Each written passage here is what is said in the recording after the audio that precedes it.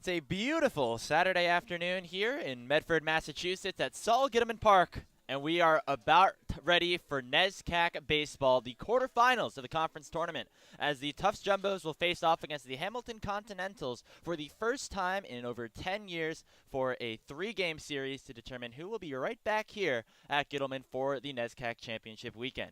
My name is Andrew Howe. I'm joined alongside Jared Cohn for the first half of this doubleheader. Games 1 and 2 of this series will be played today. If Game 3 is necessary, we'll be right back here tomorrow. But Jared, again, these two teams have not played each other too often, but for Tufts, it's all about the pitching so far this year, and for Hamilton, it's all about those bats. Yeah, as you mentioned, Hamilton and Tufts, despite being competitors in the NESCAC, have not faced off against each other since 2013. It's been over a decade since we saw these two teams face off. 2 back-to-back doubleheaders in April of 2013. Tufts swept both doubleheaders, combined score 33-13. Not that we could take too much away from that. It was over a decade ago, but being in the different conferences of the NESCAC East and West, this isn't a matchup we've been able to experience. So unfamiliar territory for both teams, but familiar territory, it being the playoffs. The Jumbos, the reigning NESCAC champions, and Hamilton lost in the quarterfinals last year following a 2022 season in which they made an appearance in the NESCAC finals for the first time. Yeah, and this is a resurgent Hamilton squad making the NESCAC playoffs for back-to-back years for the first time in program history, and we are super excited to see if their offense can come and really deliver here against the defending NESCAC champions. Take a look at the lineups real quick. We'll start off with the Jumbos, what the Jumbos will be looking like defensively, and then what Hamilton is running in the batting order. Batting first will be Greg Kopp, followed by Kaufman, Sadinger, and then Shane Dukes, the cleanup hitter. It'll be Griffin over in right field, followed by Michael Talarita, Jackson Johns, Rada, and Charlie O'Brien in the 9-hole. And the interesting thing that we saw when looking at this lineup, Jared, is that Hamilton has spread out their 3 best hitters, 3, 6, and 9. So there's always somebody up with a ton of power every inning. Yeah, so Hamilton has 3 of the top 4 guys in the NESCAC in terms of slugging percentage. 2, 3, and 4 are all in the Hamilton lineup: Sadinger, Talarita, and O'Brien. But as you mentioned, they're not batting back-to-back-to-back. You've got them spread out 3, 6, and 9 in the lineup. Now, we're not sure if maybe O'Brien kind of started out in the 9-hole and has just had so much success there they don't want to move him up, but he's been in the 9-hole the whole season and is coming into today with an OPS over 1.2, 1,205, 5 home runs, 22 RBIs, slugging over 750, and he's hitting 9th. So clearly a strategy in the lineup for Hamilton to spread out the guys who they know can do damage. They're going to be going up against Silas Reed in the first game of this doubleheader. We're going to step aside and honor America with the playing of our national anthem.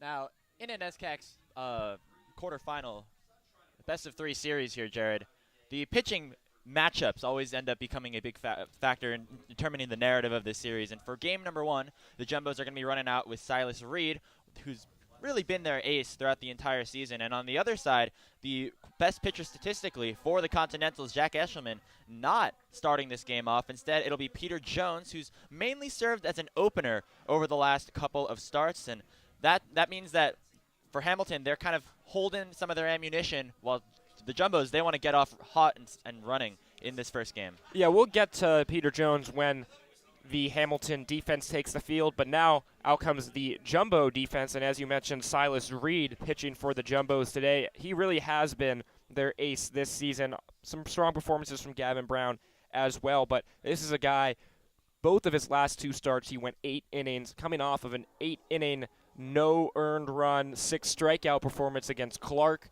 Had one of the best starts in Tufts history against Bates, 7 innings, no runs, 17 strikeouts. So he's a guy who can sit him down quickly when he's on. Has run into trouble occasionally, wasn't quite as sharp in the start against Colby following that Bates game, but interesting to see that these two teams are not going to face their aces against each other here in Game 1. We're going to see Silas Reed for Tufts in Game 1, and presumably we'll see Jack Eshelman, one of the best pitchers in the NESCAC, for Hamilton in Game 2. And that's what's interesting about the difference in terms of the pitching staff of this Jumbo team. The only qualified pitcher in terms of innings pitched on the Hamilton roster is Eshelman, with Aiden not being able to play for the rest of this season. So with that being said, Hamilton is a much more all hands on deck approach, while the Jumbos do have 3 or 4 starters that they could rely on in this NESCAC quarterfinal. We mentioned Gavin Brown, Connor Pedeswell, and Jacob Lapp has had some really good appearances over the last couple of weeks. He could also find his way into the starting rotation for this series. And the Jumbo pitching staff is just a strength of the roster in general. Coming into today, they're on an absolute heater. In each of the last 5 games, Tufts has let up 2 or fewer runs, and they haven't given up more than 4 runs in any of their last 7 games. So this is a pitching staff that's locked in right now. They feel good, but they're going up against a Hamilton offense that is easily one of the best in the NESCAC. The lefty Greg Kopp steps into the box, and we're underway here in Medford. Kopp, the junior out of McLean, Virginia, hitting .344 on the season, a very solid contact bat at the top of that lineup. He's not going to give you too much power, no home runs on the season, 6 extra base hits, but, of course, a .344 hitter, .855 OPS. Can't ask for much more out of your leadoff guy, though he isn't a huge base stealer.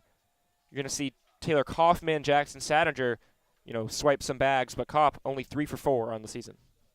Kopp had a great start to the year. Had a streak where he went 14 for 23. That's a .608 average. Numbers, of course, going back down after that. Fouls that one back, count goes to 2-2.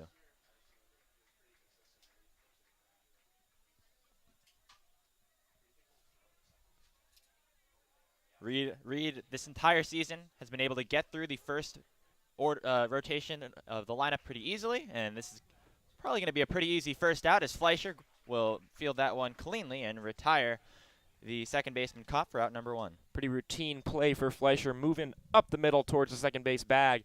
Just flips that one over to first. Pretty reliable as far as shortstops go, if I do say so myself. So with one down, here's Taylor Kaufman, the sophomore. Another very strong hitter, has hit really well throughout his first 2 seasons at Hamilton, 2 straight years with an OPS over 900, .330 batting average with a home run on the year. And Reed issues a breaking ball that Taylor Kaufman bites on for strike 1. Kaufman, just another one of these guys in the middle of this Hamilton lineup. They've got, I think, 7 regulars batting .330 or above, so everyone in this lineup can really do some damage. Kaufman, though, he's your base stealer, 20 of 21 on the season. So a speedster, he gets on base with a 940 OPS. That's a pretty great combination. Reed quickly ahead 0-2. Here's the pitch in the dirt as Whitfield is able to block that one nicely. Also always wondered, is getting hit by a pitch an art, or is it luck? Because this guy's been hit 10 times this season. That always is a conversation. There was a player on the Clark team last week that got hit a ridiculous amount of times, especially compared to his peers. Swing and a miss. Kaufman down on strikes, and there's 2 down. Yeah, I'm in a fantasy baseball league where the only points recorded are home runs and hit by pitch. Oh wow! And one guy, so I guess Anthony Rizzo is one guy did his research, and he is literally has triple the number of hit by pitch. He has like 60 so far this year, and no one else has more than 25. So clearly, there's some math that goes into it. Sadinger takes a ball upstairs. You notice the on-base percentage for Kaufman has increased about 30 points from last year. And, you know, the walks, pretty similar. It's 13 last season, 11 this year, and you know, about the same number of at-bats. But it's just the hit by pitches that have brought that number up for him. Sadinger swings and misses, and the count goes to 1-2. And behind in the count now, but Sadinger, maybe the most dangerous hitter in the NESCAC, certainly one of the top two. 460 batting average coming into today. I mean, that's video game numbers. It's got a kind of an interesting swing, a lot of movement in it. Kind of brings the bat back and fires it through the zone. But again, when you're slugging 805, I don't think you want to change much. Swing and a miss. A strong inning against the top of the lineup for Silas Reed. Gets Kaufman and Sadinger down on strikes, and the Jumbos will head to bat with no score on the Continental side. Yeah, so you just saw a 330 hitter, sorry, a 344 hitter, a 330 hitter, and a 460 hitter go down in order, and Reed made it look pretty easy, but that brings us now to the Hamilton defense, and really an interesting situation on the pitching mound. Peter Jones going to pitch today, and frankly, his numbers jump out, and not in a good way for Hamilton. Comes into today with a 7.48 ERA and 15 walks to only 5 strikeouts. This is the guy who has struggled mightily so far this year. Hasn't really pitched deep into games. Unclear if they want him to be pitching deep into games. Hasn't gone over 3 innings in a month or so. So work is cut out for Tufts. Yeah, Peter Jones was a more traditional starter last year, had 8 starts combined for 33 innings to a 3.51 ERA, and started off one of the first games of the season against Clarkson for the Continentals, and he got shelled pretty hard, 1 1/3 innings with 7 earned runs. Through a couple of more starts, and then I think recently has been the one to start the games, but typically used as that opener. We're likely to see someone like Eddie Taylor or Ben Waterman get up ready. You can already see in the bullpen, Waterman is warming up, so after this first inning, maybe the second, if they're feeling ambitious and like the way that Jones is throwing, we're going to be seeing someone else out there as well. Yeah, Jones, 3.51 ERA last year in 8 starts, much more successful, but the walks were always a problem. 20 walks, 16 strikeouts last year. That is not a good ratio for any pitcher. That's gotten worse this year. As I said, 15 walks, 5 strikeouts. But if you're the Jumbos, can't get caught, you know, focusing on that box score and being lulled into a false sense of complacency. Any of these guys, they can pitch and they can get you out. So can't come out thinking that it'll be easy pickings. Jones has had success in the past, and as you said, he might only be out there for an inning or 2. To run through the lineup really quick for the Jumbos, it'll be Solomon, Fleckner, Leonard, 1, 2, 3. Malachi Pena, 4. Jesse McCullough, 5. Malcolm Whitfield, 6. Followed by Smith, Flavin, and Fleischer. Patrick Solomon leading off this game. Started off a lot of the games at the start of the year in the bottom of the lineup, but has had a really solid season offensively, able to get on base really well with an on base of 400, and he takes a strike for the first pitch of this at-bat.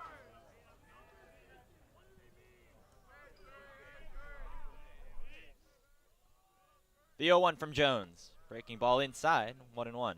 Almost got him. You wonder if is there an art? Kaufman was in the box, would have leaned in a little bit there. Solomon only has 3 hit by pitches this year. Grounded to third. Alfonso Rada fields and fires, 1 down.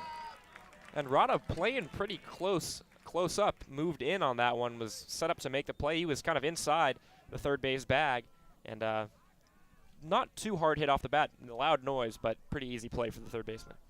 It's always the fear of someone like Patrick Solomon or Ozzie Fleischer going for like a bunt for a hit. You know, it's a very powerful tandem in the 9-1 spot. We'll see that later today. Fleckner swings at that first pitch and drives it into the left center field gap.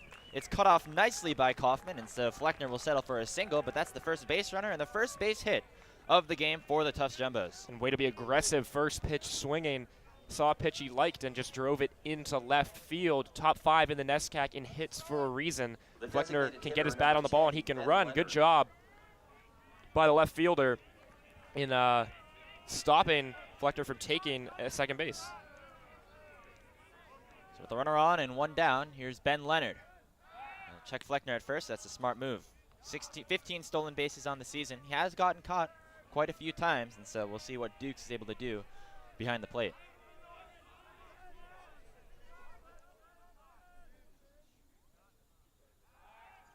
Check him again.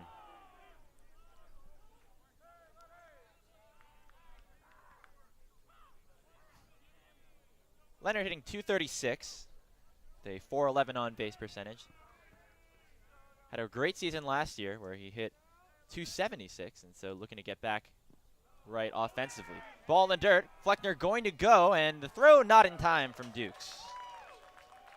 We'll see what they rule that. It's either a pass ball or a stolen base, but either way, there's a runner on scoring position for the Jumbos. Fleckner makes a good read, sees the ball in the dirt, takes off immediately. Honestly, throw closer than I expected, but just too high to get the speedy Fleckner in time. And now runner in scoring position, only one out. Ben Leonard, though, only hitting .236 on the year. He's got a home run, 9 RBIs. Be a good time to put one in the gap. Ball gets away from Dukes again, as Fleckner takes a few cautionary steps towards third before heading back to the bag. And that one's on the catcher. That one's on Dukes. Hit him in the glove side, just popped out. We'll see if that continues to be a trend. What Leonard has been able to do this year is work those walks, and he faces a 2-0 count, and they check Fleckner back at second again. Yeah, Leonard, 16 walks on the season, only has 17 hits, so he's getting on base, but would love to see a little more in the offense department. Jones checks Fleckner, then fires the 2-0 pitch. It's outside, and the count goes to 3-0. Have to be careful letting another base runner on for the cleanup hitter Malachi Pena, who's on deck.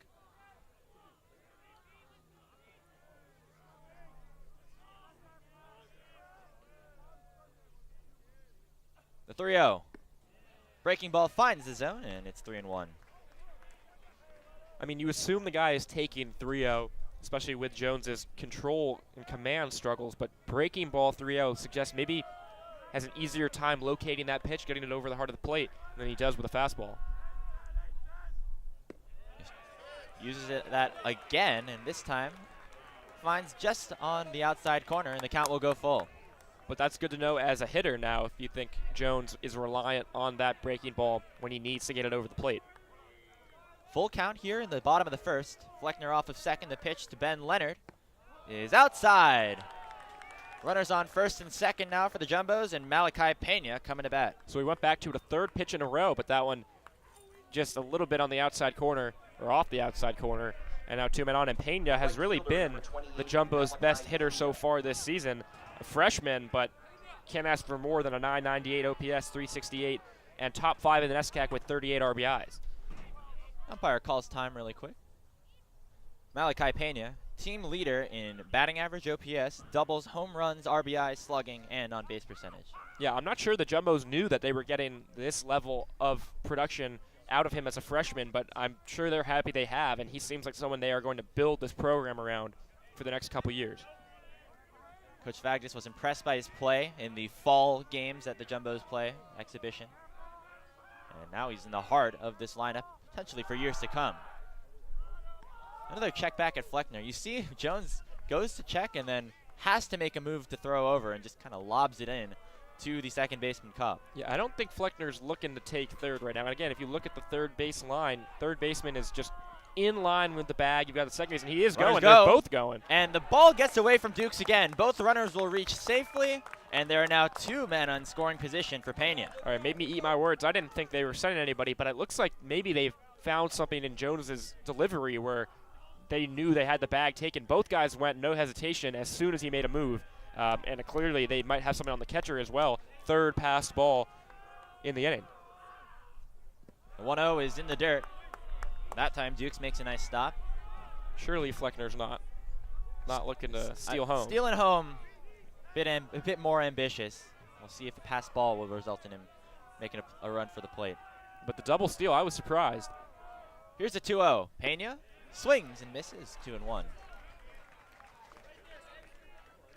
You know, after seeing Dukes mishandle a couple of those receptions behind the plate, Jumbo's seemingly more aggressive on the base pass. We'll see if that becomes a pattern later on today. Pena bites at the breaking ball, and the count goes to 2-2.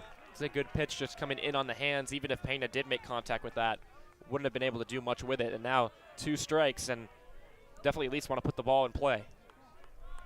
McCullough on deck. Here's the 2-2 from Jones. Just on the outside corner. It's a nicely placed fastball, something that we have not seen as often here for Jones so far in this first inning, but just missing the plate. Duke's really looking to frame these pitches, but umpire not biting. Count goes full again. Here it is. Pena pops it up. Going to stay in the infield. We'll see who ends up settling under it. It will be the third baseman, Arata, to call off Johns and Jones. And there's 2 down. So kind of one of 2 things you don't want to do with 2 men on and no out. Pop up to the infielder, strike out, and he did the former.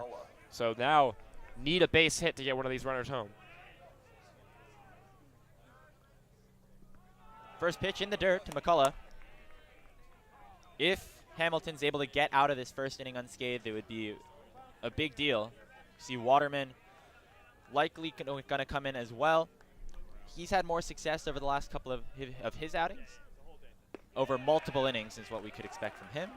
McCullough takes strike 1. He's been really good at working counts, taking the pitches that he doesn't like or fouling them off, and making Jones work for it so far. Here's the 1-1 upstairs. And it would also really be Jones's 3rd consecutive strong outing. He hasn't given up a run, didn't give up a run in 2 innings against Rochester, didn't give up a run in an inning against Utica, and no walks in either of those performances. So maybe he has settled down a bit towards the end of this year. McCullough chops at that 2-1 and grounds it foul. And again, when talking about the scope of the series as a whole, this is a game that the Jumbos really would want to win, as the one game that Hamilton is not running out their ace, and the Jumbos are. So attacking offensively going to be the name of the game. The 2-2 just outside again. Umpire not liking that area around the strike zone, and the count will once again be full. Yeah, that's a bold take, really, and it looked like a strike to me, but umpire says no dice, and now 3-2. Swung on, lined into center field. Given chase is Sattinger, he will make the play on the run, and the Jumbos unable to score after threatening with 2 men in scoring position. An L8 for Jesse McCullough, still scoreless after 1. We'll be right back here on JumboCast.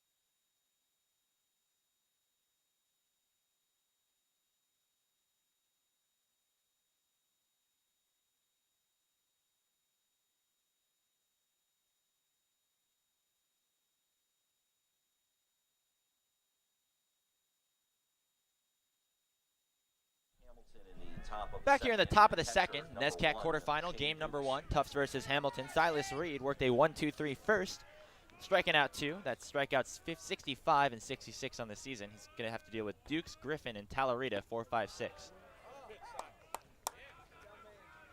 Shane Dukes takes strike 1, hitting .330 on the year. Everybody, common pattern on Hamilton, doing well on the offensive end. Yeah, Hamilton, their team, as a team, their splits, 324 batting average, 429 on base, 497 slugging. And chops at that one, lines it right over to Flavin for out number 1. That pitch was way out of the zone, but Duke's still able to get good contact on it. Unfortunately, just right into the first baseman's glove for the first out. And those numbers, as I'm talking about, really the numbers of an all-star. And it's their team batting at that level. 2nd in the NESCAC in batting average, 2nd in OPS, in on base, and 3rd in slugging. They don't strike out a lot. Some of their total stats are skewed by the fact that they have played less games than a lot of other teams. Jumbo's played 34 games, Hamilton only 26. That pitch is lined down the right field line and sailing out of play. But when you look at their per-game numbers and their offense in general, it still is very impressive. 10 or more runs in 10 different games this season. They had 17 in a game against Eastern Mennonite. They're coming off a game which they scored 14 runs. Grounded at first. Flavin going to take it himself, and Griffin is retired. So, you know, the most interesting thing about all that, Jared, is all those offensive numbers are good, but you look at Hamilton's record, 13-13, 6-6 in NESCAC play, 7-7 on the road, 6-6 I at noticed home. the same thing.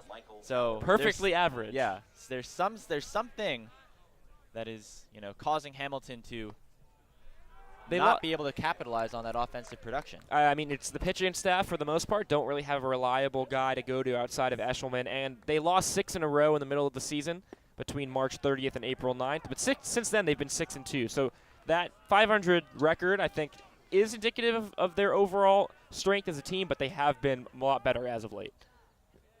Here's Talarita, takes ball 1. Count 1 and 2 now on him. But really, 13-13, 6-6 in the NESCAC, 6-6 at home, and 7-7 on the road that's unreal. Yeah, law of averages.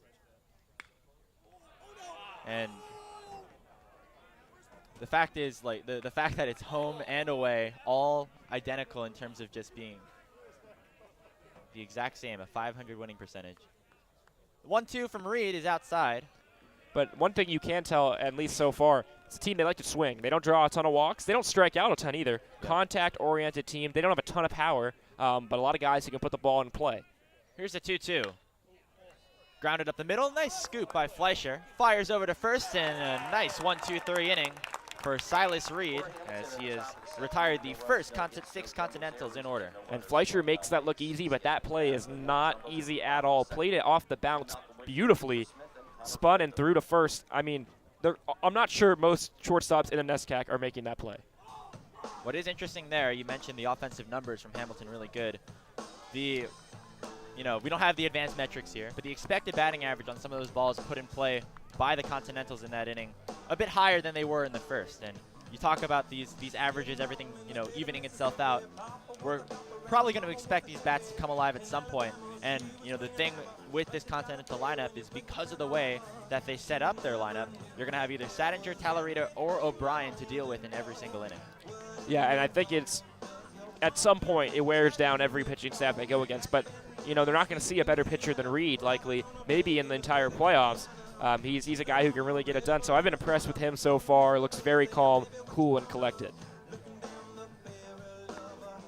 And we see Peter Jones still out there for a second inning. So despite having runners on second and third, the Jumbos unable to score. And so because of that, Hamilton putting some more trust into their starting pitcher, looking to get a little bit more length out of him in this 9-inning doubleheader that we are about to undergo here. We still see some action in the Hamilton bullpen, but they're going to let Jones run a little bit here. Yeah, he danced his way out of trouble in the first, and now facing the bottom of the lineup. But Tufts offense, no slouch, and Whitfield, 5 home runs on the season, leads the team. And takes strike 1 from Jones. Love to have a catcher who can steal bases and hit for power. Don't see that very often. And Whitfield's been especially hot over these last couple of weeks. Was NESCAC Player of the Week during their series against Trinity, the weekend of April 20th, where he had 2 home runs, leads the team in homers, and had a 4-for-4 game against Clark as well last week. Grounds that one to third base. And actually will beat out the throw. Arata made the first baseman O'Brien step off the bag. The tag was not made, and so Whitfield going to reach and for an infield single. Yeah, not the easiest play either. Rada generally does play pretty up towards the third base bag, but kind of in between chopper, slow enough. Again, Whitfield 11 stolen bases. He's got some speed, especially for a catcher. By the time that ball got out of Rada's hands, he was pretty near the first base bag, and yeah, as you said, brought him off. And with how aggressive the Jumbos were on the base paths, that you would expect Whitfield to be on the move at some point throughout the rest of the second inning. Yeah, unlike in the MLB, Jones can check in on the runner at first as many times as he wants, but as we saw in the first inning, the Jumbos, I think they have something. They can time up and steal some bags. Cooper Smith in the box for the Jumbos. Still looking to find his footing offensively. The junior, but this is his first year in D3. Part of Northern Essex Community College, that won to the JUCO Division III World Series and ended up becoming a national champion.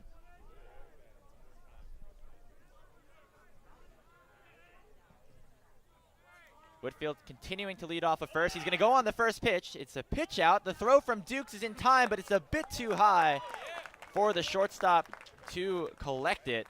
It was a nice attempt by Johns. Made a jumping play. Tried to put the tag down, but Whitfield's got himself a stolen base. Yeah, a lot of confluence of events right there. Whitfield gets a pretty good jump. Catcher, as you said, seemed like a pitch out. Knew it was coming. Put on a pretty good throw, but bang, bang play at second. And the throw, if it maybe been a couple inches lower, could have set him up to gun him down, but another stolen base, 12th on the season for Whitfield. Now runner in scoring position for Smith. They check Whitfield back again at second base. And, you know, the Jumbos, historically, or at least over the last couple of years, always an aggressive team when it comes to stealing bags, and it seems like that's going to be a pattern here for the duration of this series. Here's the 1-0 to Smith, breaking ball outside. That is just the second pitch thrown in this at-bat. Yeah, and Smith's line at Northern Essex Community College was pretty impressive. Over 400 batting average. He hit 44 RBIs, 1.2 OPS, but hasn't really been able to lock in yet, although he has done a good job of getting on base and not striking out so far here for Tufts. Definitely was scuffling a little bit at the start of the season. Owen McKiernan ended up taking some reps in left field in his place, but Smith has gotten that starting spot back, has a couple of hits in each of his last couple of games. Takes that breaking ball on the 3-0 for strike one. 5 hits in his last 6 games. And so we'll see if Smith's able to convert that here in the playoffs.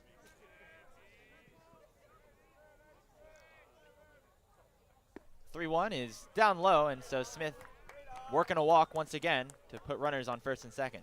But yet again, we see Jones go to the breaking ball in 3-ball counts. He back-to-back pitches again there, but didn't help all too much. And now second straight inning with 2 men on, but Jumbos couldn't get it done in the first. Now Flavin with the responsibility to drive one of these guys home. Flavin's been swinging a hot bat recently. Home run in Game 2 versus Clark. Had a triple and 2 hits on Thursday against WPI. And he's somebody who can get a little bit streaky, but when he's going, he really is going. Had a great series last year in the NESCAC quarterfinals against Amherst. Checking Whitfield back at second base. Actually a pretty close play. John's not able to put the tag down. You wonder again, in these 3-ball counts, when you know that that high looping curveball is coming from Jones, if that is a signal for the Jumbos to go.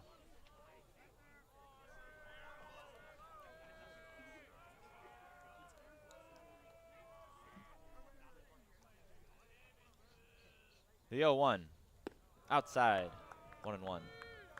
We're in the bottom of the second between Tufts and Hamilton. First of a best-of-3 series, NESCAC quarterfinals. Regardless of who wins this series, we'll be right back here next week on NSN as the top 4 teams will work their way through a double elimination bracket across a couple of days. Runners go, breaking ball down low, and there's just not going to be a play. When they have that signal, when they know the breaking ball is coming, the Jumbos are going to run, and they make it look easy against Jones. They've really figured this out, as you said. When the breaking ball is coming, it gives the guys so much time to get a jump. Jones's delivery isn't all too quick, and I think they don't think Duke's behind the plate is really a threat to throw him out. So now twice as the ball gets away. Here comes Whitfield. There's not going to be a play at the plate. The base running from the Jumbos is the one to lead them to their first run of the game. It's 1-0 in favor of Tufts. Yeah, don't need a hit to get it done. Dukes has really struggled so far through 2 innings, catching for Jones. Couple balls have gotten by him, couple balls have let the runners advance, and Jumbos look like it is part of their game plan to run wild. And now a walk issued to Flavin. So the first 3 base runners have reached. It's been an infield single and 2 walks. And here comes the coaching staff from Hamilton. We knew that Jones is going to have a bit of a short leash. We'll see if they opt to take him out now or look to try to get him to at least retire Fleischer, get through that first time through the order. I mean, Jones has struggled with command all year. I mean, I think his overall numbers are a bit inflated because of that 7-run outing in the first game of the year against Clarkson. one in the third innings pitched. His ERA after that game was 47. It's been going down ever since, but the one thing that really hasn't been able to change, with the exception of these last 2 games, is the walks. 5 walks against Amherst, 3 against Wesleyan, 3 against Washington and Lee, and now 3 more today. And it's just been this battery of Hamilton that has caused them issues so far. There really hasn't been a ton of hard hit balls aside from that single from Fleckner in the first inning by this Tufts offense. And it's not necessarily something that we see too often on the Hamilton side, at least historically throughout the season. You know, Dukes has caught 7 base runners stealing. And now Fleischer going to lay down a bunt. It just will go foul. And I don't know if this is just a matter of how Hamilton just keeps their stats, but 0 pass balls on anybody for the Continentals. I would imagine that is likely just not inputting the pass balls correctly. But if it's not, you know, this is maybe a rare occasion. Third baseman is in. Rada expecting the bunt to come from Fleischer. First and third is also a situation where we have seen the Jumbos be really active on the base pass. I think it's got to be on the scouting report if you're Hamilton. The Jumbos love to bunt with a guy on third, especially with a guy on first, and they've got speed all up and down the lineup. Runner goes. Hit and run situation. Ball is grounded to Rada. Checks at third, fires over to first, and will get the first out of the inning. And that's a real good play by Rada. Froze the runner at third, made him go back, and then fired on to first for the out. Trying to think, you know, do you go on, just put your head down, go on contact? I think no. Probably would have been out at home had he committed to that. So good job. And only, you know, no outs. You don't want to make that out at home plate. That contact play has been a topic of conversation, particularly in the MLB. I know the New York Yankees had a situation in extra innings where they went on contact and a very similar ball placed there, and the runner was tagged out pretty easily. And that was the last run that they actually, you know, would have ended up scoring, as they ended up losing the game. But I think the philosophy for the Jumbos is you got the top of your lineup coming up. Don't want to risk it just to pick up another out.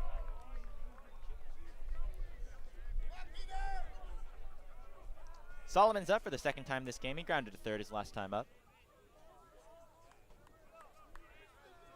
The 1-1 from Jones. In the dirt again. Nice block by Dukes. And the problem for Jones is that, you know, there are guys who walk a lot of batters, but they get away with it because they strike out a lot of batters. So it doesn't matter that there are people on base. But Jones, not a real strikeout guy, had 4 in a game against Washington and Lee, and only 1 the rest of the year. Grounded to first. This time they're going to send Flavin, and no play is going to be made at the plate. It will just be O'Brien making the out at first. It's an RBI for Solomon. Apologies, that was Smith ending up scoring on that play. But this is really what I mean in that, you know, he had those 4 strikeouts versus Washington and Lee, and somehow only has 1 the entire rest of the year. He's most games he's appeared in, he has not recorded a strikeout. But when you're putting guys on with free passes, walks, hit by pitches, and then you're letting balls go and play, you're going to have people score on fielders' choices and outs at first and all sorts of things like that. So that's really been the issue for Jones so far this year. Yeah, I mean, you say it perfectly. Those 2 outs would have been very easy ones to collect if they weren't for the runners that were on base. And now it's a 2-0 ball game. Jumbos, again, looking to try to strike early in this first game with understanding that the best pitcher on the Hamilton side, and Jack Eshelman, not going to be up for game number 1. Yeah, the Jumbos have done a good job staying patient. They've read the scouting report. They're not getting too aggressive. Chopped in the gap. Shortstop Johns backhands it, scoop fires it over to first, and the long hop retrieved by O'Brien to retire Fleckner. And that's just as beautiful of a play as we saw Ozzie Fleischer make last inning. That was deep in the hole, put 1 foot in the ground, planted, and fired that on 1 hop. Fleckner's pretty speedy, and he beat him by a step. Beautiful play by the shortstop. So the Jumbos unable to fully break out, but they do pick up 2 runs, 1 on the pass ball that allowed Whitfield to score, and then the RBI ground out from Pat Solomon.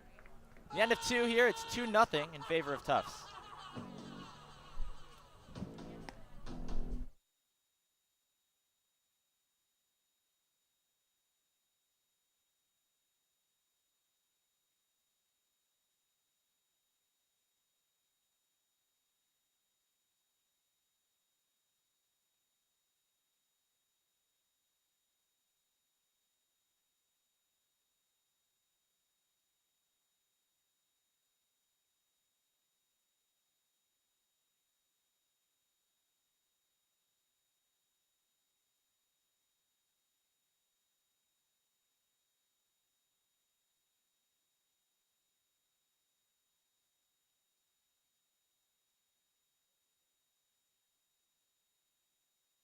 Hamilton in the top of the third inning. The shortstop, Third inning underway here in Medford as Silas Reed out here has retired the first 6 Hamilton Continentals in game number 1 of this NESCAC quarterfinal. Line drive, that's going to change. The shortstop, Jackson Johns, lines it into center field and will be the first hit for Hamilton. There's now a runner on. So Johns ends the inning with a pretty unbelievable play in the hole at shortstop and then leads off the next with a single, doing it all for Hamilton so far, and they needed that just to break up Silas Reed's rhythm. We mentioned a little bit earlier on the show, but some really hard hit balls in that second inning, specifically by Dukes and Talarita. Third baseman Rada takes strike 1. And we'll see if Johns is a threat to steal. Has 5 on this season, but not a ton of volume compared to some of the other players in this lineup like Sadinger and Kaufman. Yeah, Johns and Rada, 2 of the more contact-oriented guys, not a ton of power, slugging percentages in the low 300s, but both solid players. Reed fires over to Rada. He grounds it to second. This could be 2. McCullough to Fleischer, over to Flavin. The throw is off the mark, and so that will allow Rada to reach, but the out recorded at second base, and there's 1 down. Can't assume the double play, but honestly probably should have got him at first right there. Rada, not the quickest guy down the line, wasn't exactly booking it. I thought that was a great turn at second from McCullough, but just kind of an uncharacteristically off throw from the shortstop Fleischer. So here's O'Brien. Charlie O'Brien having a phenomenal season this year. 362 batting average with a 754 slugging percentage, 5 home runs, 10 doubles. This guy's got a lot of pop in the bottom of the lineup. Can you believe this guy's batting 9th? I mean, we're talking about someone 4th in the league in slugging percentage, 5th in on base. That's a pretty unbelievable line he's rocking, and he is the 9-hole hitter. 5 home runs from your 9-hole hitter. I think you'll take that if you're Hamilton. The 1-1 from Reed. O'Brien pops it foul. It's interesting to look at why that's the case. You have the strategy that we talked about of wanting to have one of those big 3 in every single inning up to the plate. And I think here's why, really, is that these three guys, Salinger, Talarita, and O'Brien, they have 19 of the team's 24 home runs. So the rest of the team combined only has 5 home runs. You put those 3 guys back to back, or back to back to back, you're going to have a lot of solo home runs. There's going to be no one on base. So you move these guys throughout the lineup. You have someone like O'Brien bat 9th. You have a man on now and more of an RBI situation than you might have if you're just putting them all together. And obviously that is an oversimplification because they are great hitters and they will get on base and drive each other in. But when you don't have a ton of power outside of those 3 guys, I think there is some strategy there in moving them throughout the lineup. And you can rely on some of the other bats. It's not like everyone else on Hamilton not playing well. Kopp grounds it to McCullough. Diving stop, fires over to first. What a play by Jesse McCullough to end the inning. That's a web gem right there. We've seen some great defense on both sides. Shortstop and second baseman come into play today. And a beautiful play to end the inning from McCullough. That's a full extension. Saw it coming into his glove all the way. And can't really do it much better than that. Yeah, so after the leadoff single from Johns, Reed's still able to work through a very quick 3rd inning. We know pitch count is always something we look at. Reed able to get deep into these games, has a pitch count up to 120, 130 sometimes, but being able to get through these first 3 innings this quickly is definitely a good sign. Yeah, Reed's ability to pitch deep into games has really been impressive so far this season. As I said, both of his last 2 starts went 8 innings. Going up against a team like Hamilton where that's really never been the case for any of their starters except maybe Jack Eshelman, there is a difference there and it adds up. Even if it's only a 2-game series, if it's a 3-game series, by that 3rd game, the team that can go to its bullpen with really no repercussions is going to be the team that probably has a better chance of winning. It'll be interesting to see what the Jumbos do for this game number 2. Connor Pedezzo has been getting a lot of the starts at the start of the season, but recently it's been Jacob Lapp who had done a really nice job both in that series against Trinity and then game number 2 against Clark, went 7 1/3 innings. So they've been relying on a lot of different arms. We'll see if it goes Lapp into Pedezzo. That's something that happened a while ago against Trinity. Gavin Brown also an option as well. First pitch, ground line straight up the middle by Ben Leonard. Says to Jackson Johns, anything you can do, I can do better, or just the same. Leadoff man on for the Jumbos in the third. They're still rocking with Jones on the mound. Yeah, interesting to see him come out for a third inning, which he hasn't really done all too much this year, but good to see Leonard get on the board with a hit. He had 2 for 3 against WPI, but had been in a slump a little bit before that. Pena takes a strike. And Leonard also somebody who is able to steal a decent amount. Not the numbers on the season that you might expect. Well, 9 stolen bases. He's going to do it again. He's going to have to get back. That ball's popped up by Pena. Kaufman will call off Johns, makes the play, and Leonard will be able to get back easily.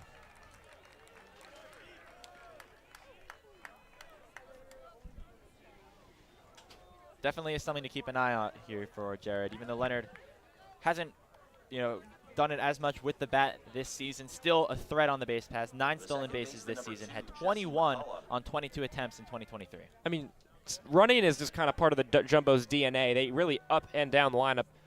Essentially everyone can swipe a bag.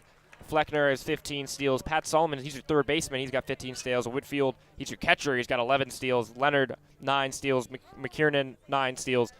Pretty much everyone on this team, if you want to play, you got to be able to run. And it works. It puts pressure on the opposing pitchers. It puts pressure on the opposing defense. And, in games where you don't have your power going, it can change it a lot. And we've seen that already today. Jumbos probably wouldn't be on the board if not for their speed on the base paths. Yeah, sometimes just forcing the initiative, forcing your opponent to make plays, especially here in Division III baseball, is able to lead you to success. Jumbos have found a lot of success this season with their 20 wins in 2024. Leonard goes again. Pitches upstairs. The throw to second. Not in time. It was a nice tag by Johns. But Leonard just a little bit too fast. Picks up stolen base number 10. Dukes put his arms up in frustration. He thought he beat him there. I mean, probably his best throw so far today. But, I mean, we can't stop talking. The Jumbos are just running and running and running. And they clearly have made that a focus against this Dukes-Jones tandem. Jesse McCullough, hard hit line drive to center field his first time up. Faces a 2-1 count from Jones. 3-1. Middle infield for the Jumbos have been super valuable all season long, but especially down the stretch here. McCullough with some great plays defensively. Ozzie Fleischer's bat's really been going. The 3-1, Leonard going on this pitch. The throw, not in time again. Leonard has to reach to make sure he stays on the bag. And that's 2 stolen bases for the Jumbos DH. And this is pretty unbelievable. We're in the third inning. The Jumbos have 7 stolen bases as a team already. I mean, it's pretty much automatic. They haven't been caught yet. And anytime they have an opportunity to go, they are going. So I wouldn't expect this to slow down anytime soon. And now a man on third. Here's the 3-2. Breaking ball, ball 4. McCullough works a great at-bat and now puts runners on the corners with 1 down. And I wouldn't be surprised if we see another move right here. Could definitely look for a bunt, but also man on first and third. Look for the guy on first to go. Try to set up a play where the runner on third can take home if Jones even remains in the game. Yeah, I was about to say, I don't think he's going to be the one to face him. Tim Burns out there in his 15th season. Tried to get Jones to work his way through a third inning. Instead, we'll end with 2 and a third. 3 hits, 2 earned runs. And responsible for the 2 runners on base. Looks like we're going to see Ethan Ryder on to pitch from Fairfield, Connecticut. Comes in today, 4.0 ERA flat, but a 1.89 whip. He's been giving up some base runners. 10 games so far this year. 18 innings pitched. Again, similar struggles to Peter Jones. In those 18 innings, he's got 20 walks and 11 strikeouts. So a guy who will put him on and won't strike him out all too often. Kind of a similar build to Jones, though not physically. He's only 5'9". Yeah, the freshman Ryder had some appearances both on the mound and actually as a position player as well. 10 plate appearances. He's in 333, so could see him in another capacity, maybe the pinch hitting situation later on today. But Ryder is also somebody that can give you a little bit of length. He's gone up to 3 innings. The pitch count's in the upper 40s at times, and Continentals are going to need that today they don't want to necessarily utilize Eshelman in this first game because you're expecting him to really give you a ton in game number 2. 5'9" though, pretty short for a pitcher. Yeah, no, that is true. You know, it's not compared to the average human. It's pretty average, but when you look at him compared to the rest of the Continentals that are actually on the field right now, it is a interesting deviation. Yeah, Jones was 6'3". You look at the pitchers on this lineup. He got 6'2", 6'1", 6'3", 6'2", 6'1", 6'2". So, you know, pretty impressive. Marcus Stroman comes to mind. Yeah, shorter exactly. pitcher. But really, he needs to come in, and the one thing he can't do is give out free passes. That's been his problem so far this year. That was Jones' problem. But the Jumbos have shown that they don't need to hit the ball. Put them on base, they'll run, and they'll score anyways. Maybe this is a false correlation, but just reminds me about what this bullpen for Hamilton really does look like. It's a lot of, you know, mismatched pieces, putting together some sort of innings for them, and they don't overpower you. You know, the Jumbos will be able to put, you know, good contact on the ball and make sure they work these good at-bats, because another runner goes here as they're just going to let him be on that throw in the dirt to Whitfield. I don't know if that counts as a stolen base or another, you know, wild pitch pass ball, but, I mean, just the Jumbos get on base and they seem to be able to do whatever they want. Whitfield takes a strike. Jumbos, surprisingly, still looking for their first RBI base hit. The 2 runs that have come in have been off of a wild pitch and then the RBI ground out from Solomon. Whitfield looking to be the one to really break this game open. He's got 15 RBIs on the season, and he grounds 1 foul for strike 2. Yeah, aside from that line drive that Ozzie Fleischer, I think, hit earlier today, not a lot of hard contact. Jumbo's really, you know, spiking a lot of balls into the dirt in front of home plate. A lot of ground outs. That's a pretty wild pitch, but they haven't been able to put too much on the ball in terms of driving it into the gap or really anything deep. Outfielders have had a pretty quiet day so far. 2 balls, 2 strikes to Whitfield. And the count will go full.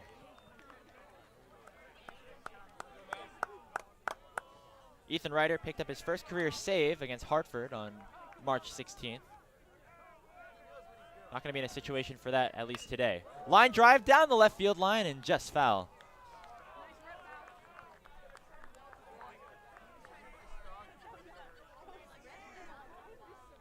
And Ryder also, again, with the bat, his first game, he had a game against Washington Lee where he had 2 hits. So you don't see that. You see that actually a little bit more often here in Division III. Jumbos don't do that too often. That ball hits Whitfield on the full count, and he's going to reach and load the bases for Cooper Smith. 3-2. You want to make a competitive pitch. That's not a competitive pitch, obviously. You know, base open at first, though, not the end of the world. Now you're looking to set up a force really anywhere in the infield. But bases loaded, and Cooper Smith, this would be a great time to break out a little bit. Hamilton has double play depth. The corner's in. Breaking ball in there for strike 1 from Ryder. And that's a great pitch. That ball looked like it was going to hit him and just came back over the middle of the plate for a strike. So some pretty nice movement on its breaking stuff, but I think maybe some issues controlling it. Same pitch in the dirt this time around. Count goes to 1-1.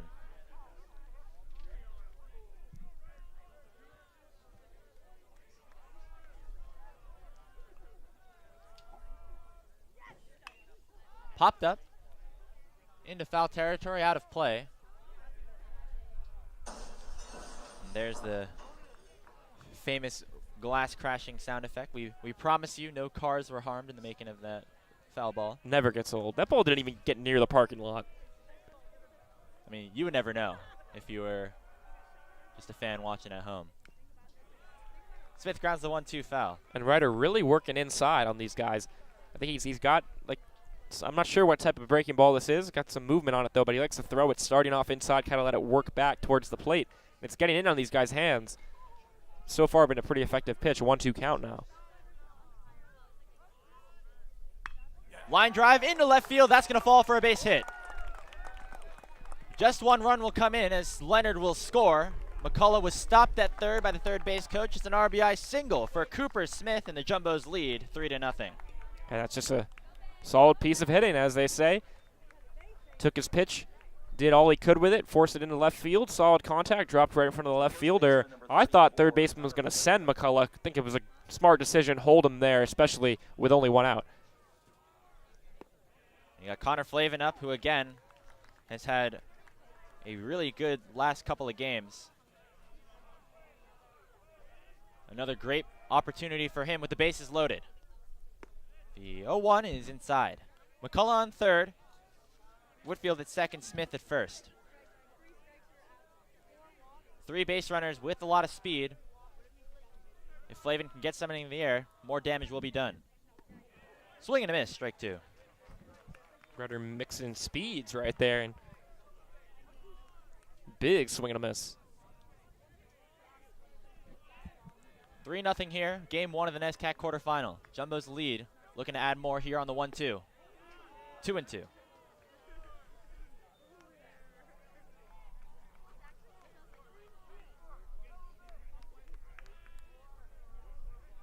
Double play still ends the inning. That's why you see second baseman and shortstop back for Hamilton. And that ball plunks Flavin and will allow another run to score.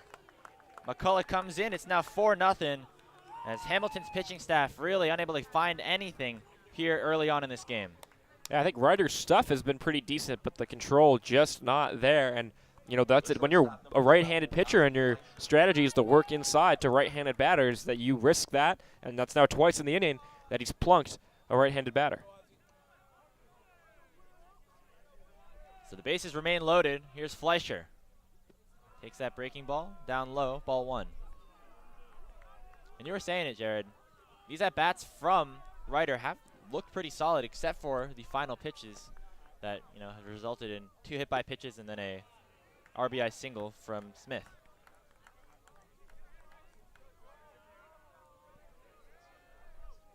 And he's working now, too.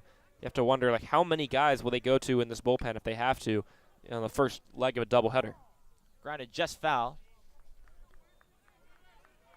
1-2 is now the count. And, you know, with this being a 3-game series, you can always, you know, you always have to make sure you are, you know, using your resources the right way. But don't want to have as many bullpen pieces already throwing here in game number 1. You know, and if not, you're relying on a situation where you really need Eshelman to give you a ton of distance in that game too. Here's the 2-2. Fleischer flies it into right field. Griffin going to settle under it. Tagging is Whitfield. He's going to go. The throw will come into third. And the ball is cut off. Whitfield's going to score. It's a 5-0 ball game. A sacrifice fly from Ozzie Fleischer will continue the merry-go-round. Runners on the corners, 2 down, and the top of the lineup coming up for a 3rd time. Fleischer not doing too much. He just uses the opposite field, puts it in the air. Pretty deep, easily scored from third, Whitfield did.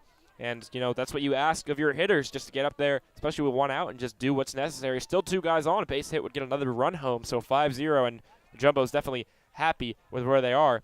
Now back in another 1st and 3rd situation, maybe look to steal yet again.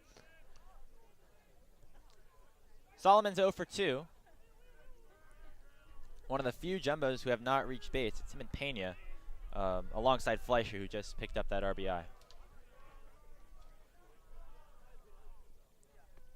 Ball in the dirt again. Flavin took a step towards second base and ended up coming back. Before today, Ozzie Fleischer was 7 for his last 8, 6 for his last 6, and puts together a productive out there to get another run home. Solomon takes strike 1.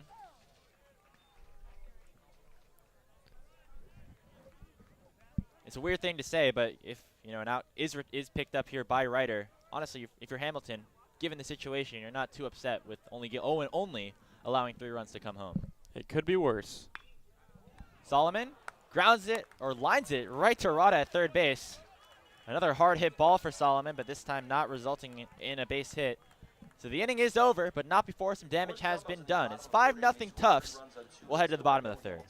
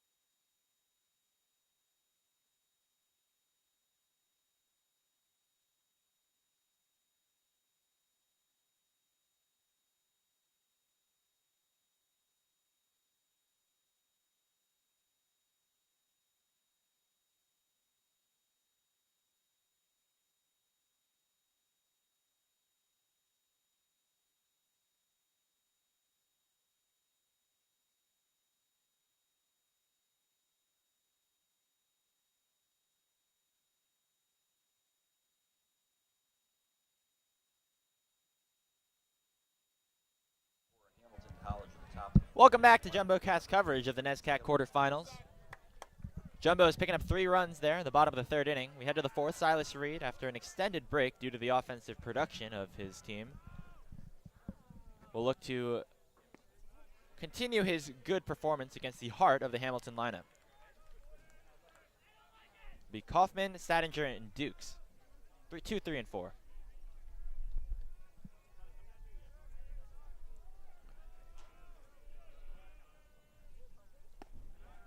Two and 0 on Kaufman. Struck out his first time up.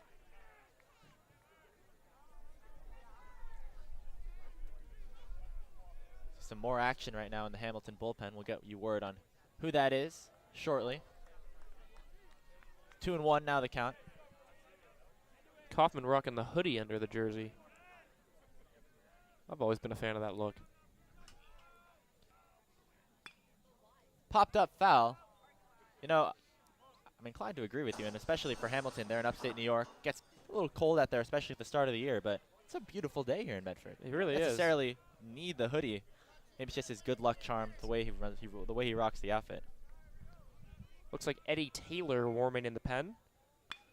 Line drive into left center field. That's going to fall for a base hit and maybe more. Fleckner going to cut it off.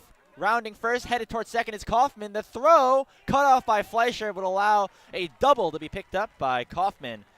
And the leadoff runner is on for Hamilton in the 4th inning. Off the bat, knew that one was going to fall.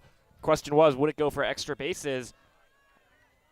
Answer is yes. Thought that made a pretty good play in center field to try to get it in quickly, but now the most dangerous hitter in the lineup, Jackson Stadinger, up. I'm curious to see how this at-bat plays out. He looked way behind Silas Reed's stuff in the 1st inning. I mean, just a tick behind each pitch. Starts him off with a breaking ball and gets ahead 0-1, but you know, he's just got a I find, very interesting swing, and I'm curious to see if he makes an adjustment here after going down on strikes pretty easily in the 1st inning. See if now Hamilton gets aggressive on the base pass. Kaufman has 20 steals on the season. Outside 1-1. You imagine that speed is actually what was able for him to get to second with, just being a little bit quicker on the base pass. Any slower, you know, and that's a situation where the throw from Fleckner could come in and have an out recorded at second base. Stadinger's got this little like dip where he kind of brings the bat back right before he swings it. It's a little bit like a Gary Sheffield kind of move in the bat, but it's just, I find it very, very interesting, and you can see how it generates a lot of power. But again, just behind, you know, when you have to generate that extra movement, it's kind of another layer to the swing. I'm sure when he hits it, it's beautiful, and that's why he's hitting 460 this year. I kind of want to see him hit it, but right now he's just a tick behind Silas Reed. 1-2. Pitch from Reed. High pop-up. In play in foul territory. Solomon will make the play, and there's one down. So a big hack at that one again, but Stadinger just not finding the barrel of the bat. I mean, it's a guy who's hitting 460. He's batted twice, and he's 0 for 2. I think you've done your job. If you're Silas Reed, the expectation will be he'll get a hit pretty much every other at-bat. So here's Dukes.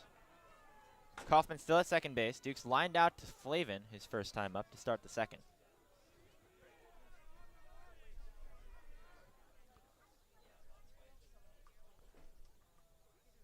First pitch, a swing and the miss. One thing you can say about Dukes, he does not like striking out. Only 4 strikeouts on the entire season. You saw he reached way up in the zone to have that in this first at-bat. That was the one that ended up being the ball that was lined out to Flavin.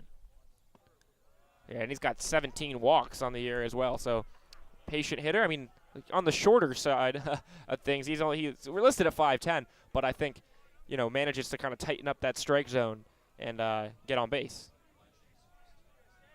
No balls, 2 strikes. 2 Dukes. Pitch from Reed. Just outside. 1-2. So go ahead. So Duke's just someone who's, you know, able to foul off these pitches. We'll see, you know, not strike out. We'll see what his approach looks like here on a 1-2 count. And I'm still looking at Kaufman on second. Swing and a miss. So commentator curse might have played a factor there. That's just the 5th strikeout of the season for the catcher Dukes, and Silas Reed picks up strikeout number 5 on the day. There's 2 down. Yeah, Reed has looked really, really good so far. just pumping gas in the zone. He started off a couple hitters with breaking balls, keeping them on their toes. Does it again right there. You see Kaufman, as you were talking about, really big secondary lead off of second base. And he's a bigger guy, too. I mean, 6'2". He's got some size, and I mean, one of the best base stealers on the team, if not the best base stealer on the team. 20 stolen bases, only one caught stealing. I'm just curious to see if he's just trolling out there or he wants to run. He's like halfway to second, or halfway to third, I should say. He's past Ozzie Fleischer, who's playing shortstop. Yeah, and they've got Fleischer kind of running a little daylight play behind him, but they're not quite, Tufts are not quite as pickoff happy as Hamilton was in the past couple innings, but definitely different mindsets organizationally. Pitch upstairs to Griffin. Grounded at first base last time up.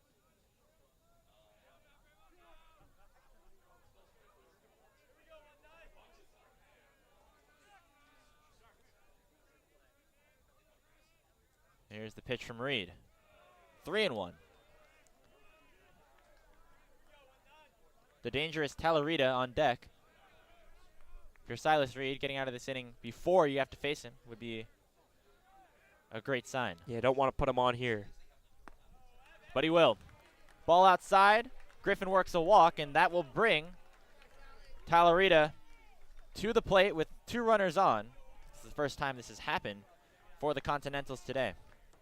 All right, so now you got a guy with an .828 slugging percentage. He's hitting .375 with 7 home runs on the year, up to bat with 2 men on. Righty-on-righty matchup, though, and you know Reed's going to come out firing. He loves that first pitch breaking ball, and it's been very effective so far. Haven't seen, really, Hamilton take a swing at it yet.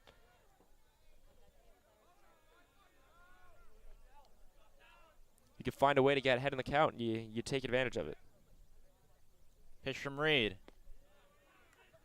Just missed on the outside. Whitfield had to shuffle over to get the scoop. Kaufman on second, Griffin at first. 1-1 count to Talarita. High fly ball, left center field. That's going to stay in play. Henry Fleckner settles under it and makes the play to retire Talarita. So Silas Reed allows 2 base runners to reach, but none of them end up coming home.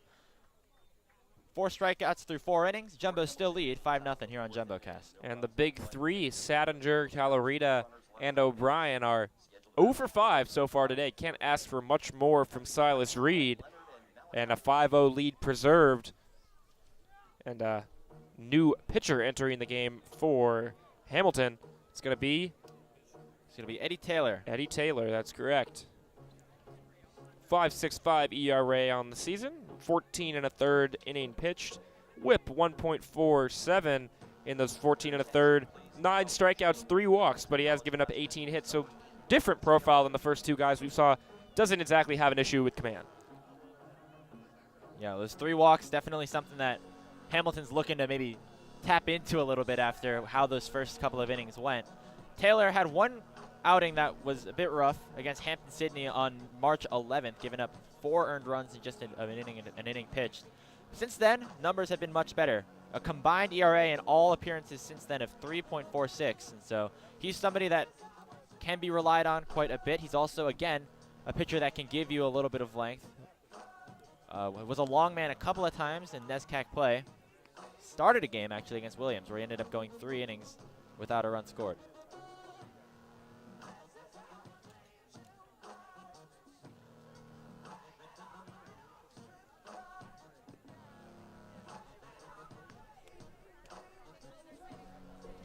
Yeah, on the season, he's only given up 2 extra base hits, a double in that game against Hampton-Sydney, and a home run in his last appearance against Utica. Other than that, all singles. So, you know, good at limiting the solid contact, and they definitely need that right now. Yeah. Well, honestly, Jumbos haven't been exactly smacking the ball around, but definitely need just some consistency out of the pen, and a couple innings definitely would be great. And that's the thing, just because of the fact that the runs have been scored doesn't necessarily mean the Jumbo's offense really has been going. It's been a couple of nice hits. You know, you think of the one that Cooper Smith had and the one that Fleckner had in the first inning, but the free aside passes, from that, not a ton of hard hit balls. free passes really have been what's hurting Hamilton and giving the Jumbos an opportunity to run has been hurting them.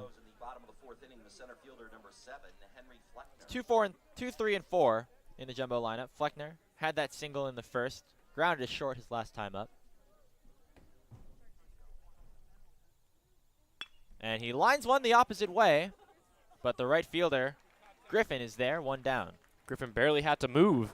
Ball was hit right at him, but solid contact, first pitch swinging. It's a good scouting report. Knew right where to place him. The designated hitter, number 10, Ben Leonard. So there's one down, as Taylor so far working pretty well and pretty efficiently. A bit of a small sample size. Crowd's filled up a little bit here. I was worried earlier no one was showing up, but It's a long day. Got to make sure you pick your battles sometimes. You know, if it's leave lunch a little late, or a little early, or get to the game a little bit late, there's gonna be a lot of baseball played today. Not an option for us on JumboCast, but definitely one for the fans out here. Leonard lines one into center field. Making the play and sliding in is Jackson Sattinger to put away Leonard for the second out. So 2 at-bats and 2 line drives off the bat of the Jumbo batters, but 2 outs to result for it, and that was a pretty nice play from Sattinger in center field. Coming in, moving to his left, The right fielder, number 20. went into a slide. I wasn't not quite a diving play, but definitely made up some ground to get there, and now 2 quick outs. Pena takes a strike. Malachi Pena, 2 flyouts, popped up to the pitcher in the first inning and then flew out to left field his last time up.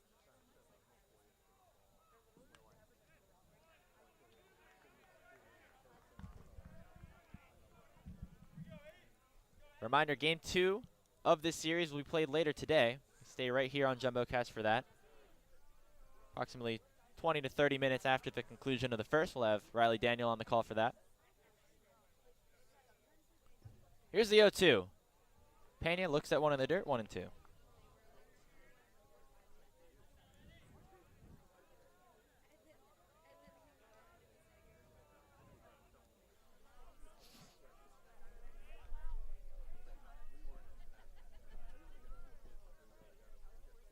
Pena swings and misses.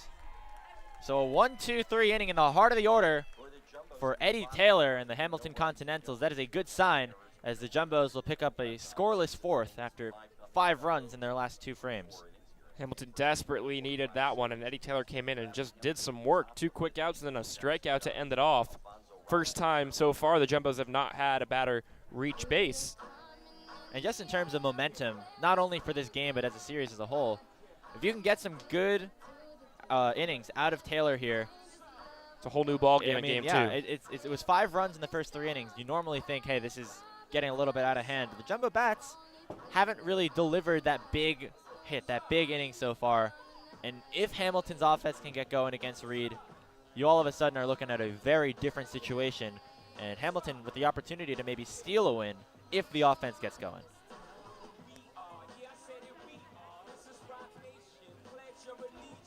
And remember, just because of the way that these teams are issuing their starters, this game is one that the Jumbos should be favored to win. And then game 2, with Eshelman coming out likely for Hamilton, should be the one that they are, quote-unquote, expected to win as well.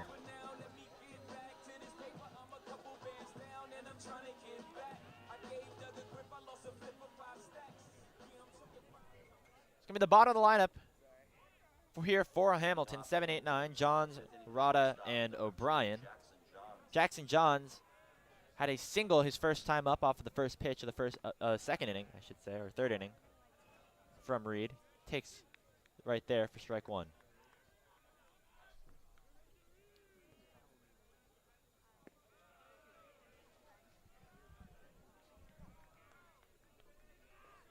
And the Jumbos now, again, with that 5-run lead, they're hoping they can get a ton of distance out of Reed at this one.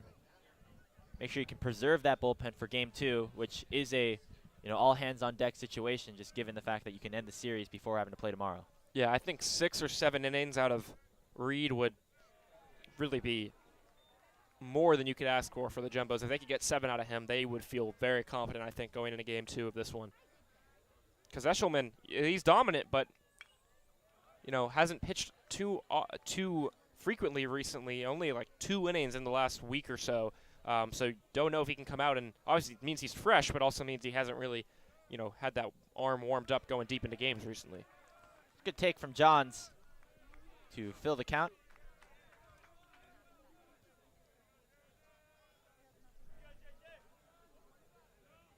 The payoff pitch.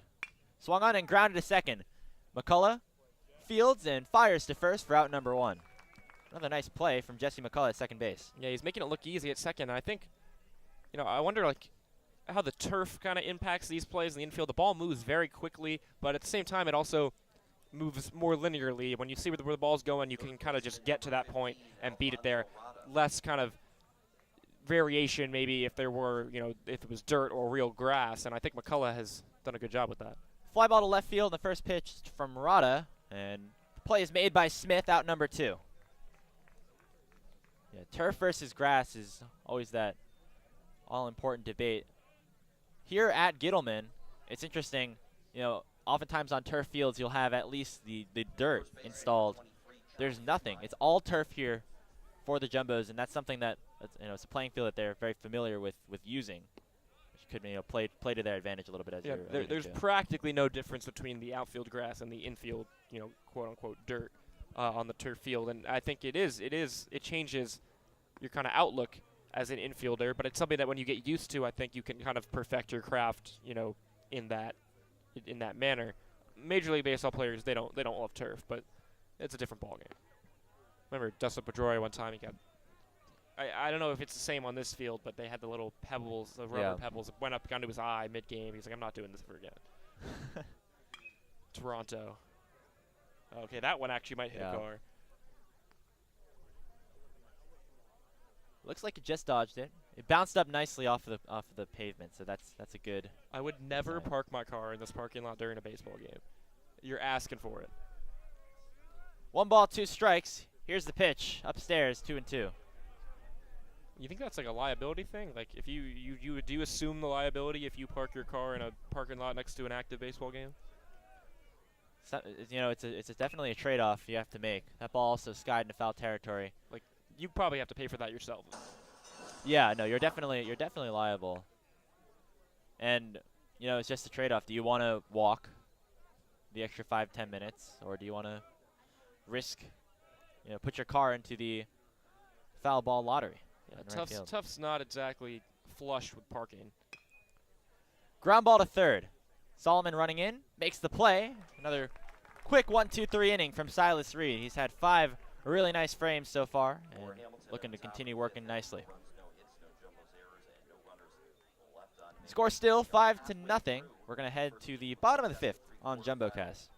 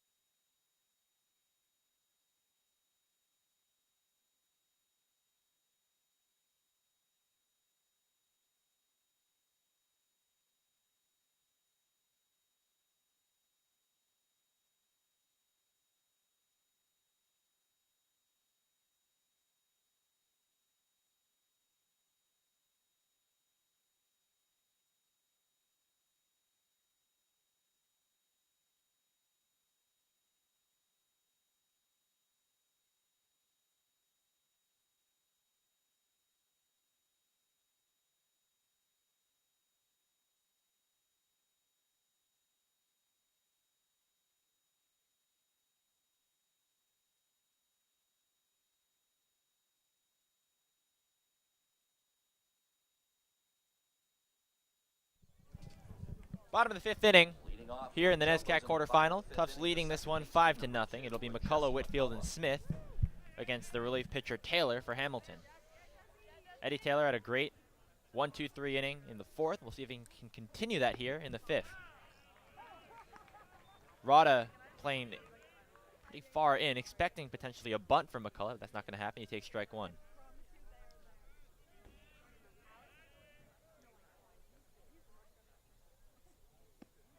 One and one. I think McCullough has somewhat quietly really had another great season. Yeah. You know, back-to-back years now. He had 359 last year, 320 this year, a home run, first home run of his career, 18 RBIs, and just a consistent presence in that lineup, consistent defender, and has really worked out a role as a kind of key player in this Tufts lineup. I mean, he kind of forced the initiative a little bit. You remember last year, or maybe 2 years ago, it was the second base position was actually occupied by Henry Fleckner. He was there, and so just with how successful McCullough has been, Coach Fag just made a change. Now Fleckner's the regular center fielder, and for good reason, as McCullough lines one the opposite way, falls in for a base hit. Leadoff man on for the Jumbos in the fifth. Probably saw Fleckner catch some footballs and realize maybe Yeah. he's better out there tracking the ball in the outfield. It's a move that, you might not have been expecting, but as soon as it happened, it just made perfect sense. Guy's fast, has a ton of range out there. Number 11, It's been another player that's been just incredible for the Jumbos his 3 years here. And that piece of hitting right there, love that from McCullough. Ball in on his hands, just fights it off to the opposite field. You know, kind of a bloop, and looks like it might have been catchable for a second, but just in between the first and second baseman, and you'll take a hit any way you can get it. And so another inning with another base runner for the Jumbos. Here's a Whitfield, and gets hit again. That's a tough situation here for Malcolm Whitfield. Just had no opportunity to get away from that one from Taylor. And now first and second for the Jumbos. Third Jumbo to be hit by a pitch so far today. All right-handed batters. Ball just came in on him. That one, that's pretty tough. I mean, nothing you can do. Turn and get hit in the back, and that hurts. That's not fun to get hit there. Square in the back. Hit one of those muscles back there. You can see Whitfield stretching out his arm a little bit there. You kind of just hope it misses the shoulder blade. Yeah. It just kind of hits somewhere in the middle. It definitely hurts, but there are worse places in terms of possible injury. We talked earlier about Kaufman's 10 hit by pitches and how that could be a skill. I feel like the Jumbos haven't really been working towards that skill. It's just been the pitching shown here. Smith's going to show bunt with runners on first and second. Pulls back, take a ball one.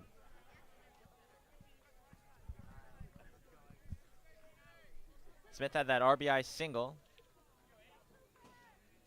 back in the third inning.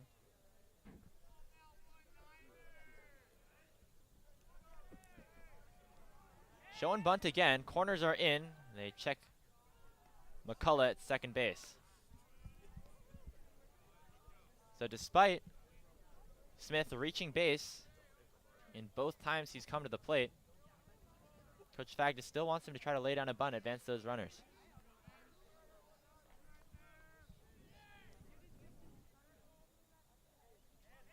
Squares up again, pops it up. Gonna be play made there by Taylor. And Jumbos are lucky they did not send the base runners there. That would have been a double play. Yeah, absolutely. And kind of the one thing you don't want to do when you're bunting is pop it up, but it happens sometimes, rather it be with no outs. But, Jumbos, they love to bunt. They love to kind of play small ball, and then occasionally you make a mistake like that. There's always those conversations you see on social media or just, talking baseball about why didn't they just lay down a bunt? Well, runners are going to go here in a double steal attempt. The throw comes into second, and Whitfield's going to slide in there safely. So they get the runners over the same way, just in a bit of a different format. Yeah, so they traded an out for the runners to move up. They just, as you said, they did it out of order. And this is getting silly. The Jumbos are just running everywhere. And, I mean, Shane Duke's a great catcher, but having just no resistance for this Jumbo all-out attack on the base paths. And his bat's just really good. He's the cleanup hitter here for Hamilton. Corners in now for the Continentals. But yeah, you see people always talking about why didn't they just lay down a bunt? Well, bunting's kind of a skill that you have to learn sometimes, and not everyone has that skill set. I mean, Billy Bean hated the bunt, right? It's something like that. Free. You don't want to give away those free outs. Exactly. You need outs. You need every out you can get. Unfortunately, the A's never actually won a championship, so I don't know what that tells you, but, you know, it's a good movie. The philosophy is kind of carried into the modern baseball a little bit more. Jumbo's a little more traditional. The 1-2's upstairs. Flavin working the count nicely. It's 2-2.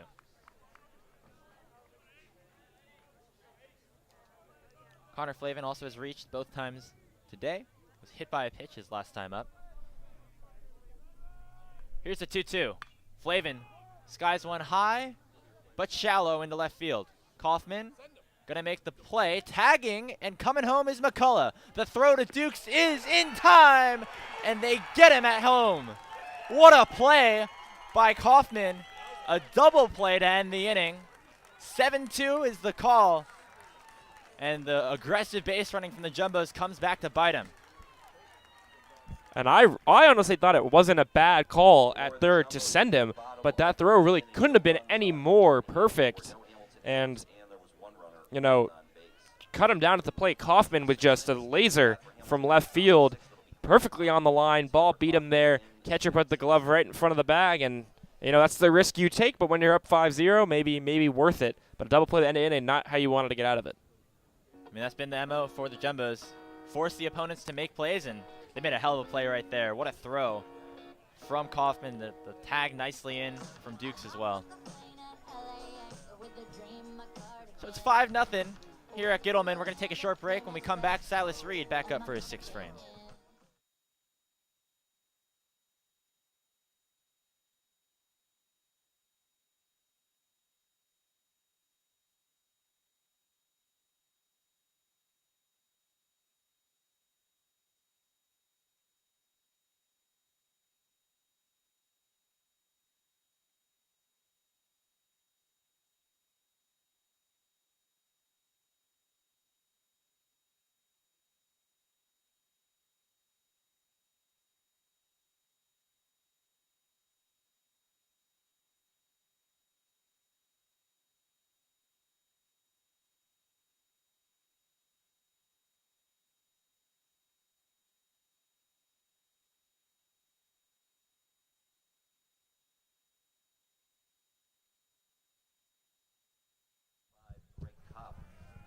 Back here for the top of the sixth. Silas Reed out here again has worked through 5 clean innings, only allowing 2 hits. High drive, deep right field. Going back, Pena, looking and gone. A leadoff home run for the second baseman, Greg Kopp. A solo shot for him. That is home run number 1 on the season, and it's 5-1 in favor of the Jumbos. First home run of the season couldn't come at a better time. Desperately needed offense did Hamilton, and that one was crushed. I mean, not easy to scale the Great Wall of Medford, the Gittleman Goliath, whatever you want to call it. And he took that one and planted that well over the right field fence into the parking lot back there. You know, you'll take a solo shot. They're going to see if he didn't touch third base, but umpire says he did. But really, I mean, he crushed. He got every stitch of that one. You know, if you're Silas Reed, you're happy it's a solo shot. Yeah. The lefty Kopp got every bit of it, pulled it straight over the wall, as you said. Checked swing, no go from Kaufman. Count goes to 1-0. You know, after that double play, you saw Taylor just super invigorated. He was pumped up. Showing bunt now is Kaufman as the ball comes in for a strike. Yeah, I mean, I don't know if that ball is a home run in every Major League ballpark, but that ball is a home run in most Major League ballparks. That's definitely a home run at Yankee Stadium, I'll tell you that. Yeah. I mean, that ball, they cleared the 310 sign over a pretty tall fence. That's at least a 350-foot home run. And for that to be your first homer, I mean, that's an impressive feat. Yeah, you don't luck into those. Foul ball, out of play. We heard some oohs and ahs from the crowd. That normally signifies. I mean, someone parked their Audi just like right in the firing line over there. It's just not a good idea. Fly ball down the right field line. Giving chase is Pena. He's going to watch it sail out of play. Really is prime territory. I mean, they set the net up only as far as the dugout on the first base side. Anything past that or anything that gets over that, you're suddenly in the danger zone. So you don't park your car out here. Never. Never. I mean, again, at Tufts, they don't have too much parking, but like there are other options. You got Dowling just down the street. Yep. And the top floor is like always empty there. 2 balls, 2 strikes to Kaufman. And that ball is lined high and deep into left field, but not going to get out this time. Smith makes the play just shy of the track, one away. And so suddenly the Hamilton making some pretty solid contact. It's not like they haven't been all day. I think if you were to do the statistics on some of the balls they've hit today, you would probably think they have higher expected hit probabilities than they've had so far, only 3 hits, but they've been cranking the ball a little bit. Now you're not seeing too much, but putting some bats together that, you can do some damage. Here's Sadinger again, and he's the guy I just really want to see. I'm fascinated by his swing. I can't lie. Has not gotten a good barrel on the ball just yet. Popped one up to third his last time up, but you can see the power really there with every swing he takes. Going to drive that one into center field. Fleckner takes a couple of steps back to retire Sadinger. So you saw the contact made there, just unfortunately right to a position player. He gets his bat to the ball. It's something to watch. You ever play MLB The Show? If you ever one of those, any batting stance you can pick that has that type of little dip in it always works the best. I always love that. I always used to give that to my Road to the Show player. It's a swing you take in wiffle ball. Exactly. Just so much torque. Our producer Zachary Miller is encouraging us to host a JumboCast wiffle ball game. That should be happening soon. Not broadcasted to any of you guys, but. Is that happening soon? I think I'm leaving on Monday. Well, maybe not then.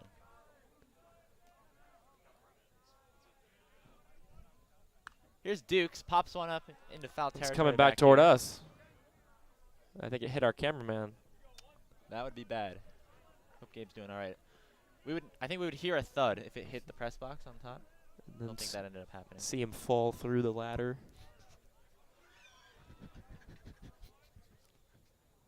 Didn't happen. No, don't worry, guys. Grounded second. McCullough makes the play. That ends the inning.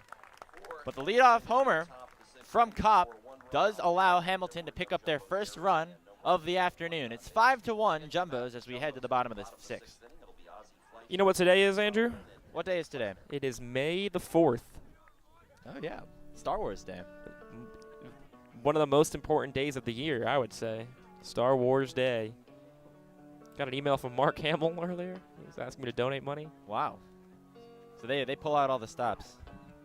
It's always I'm not the biggest Star Wars fan, but I have watched all the movies. So, they're the people that say I've never watched any of them. I don't understand that. Those people are crazy, but and are not American. I love Star Wars. I'm a Star Wars nerd. Now, always have been. I know there was a lot of criticism about the last trilogy that came out. Well, here's what I'll say. The most recent Star Wars movie, The Rise of Skywalker, was awful. It was one of the worst movies I maybe have ever seen. But I am a pretty staunch defender, actually, of both 7 and 8. People really hate The Last Jedi. I really like The Last Jedi. No, I'm a fan of that movie. Yeah. I like Rian Johnson. I'm a big fan of him, and I thought he did a good job, and everyone just jumped on the hate bandwagon because it was a little bit different than what they expected. And I don't think it's his fault that Disney was like, let's not make a plan beforehand. Where am I going to blame him for that?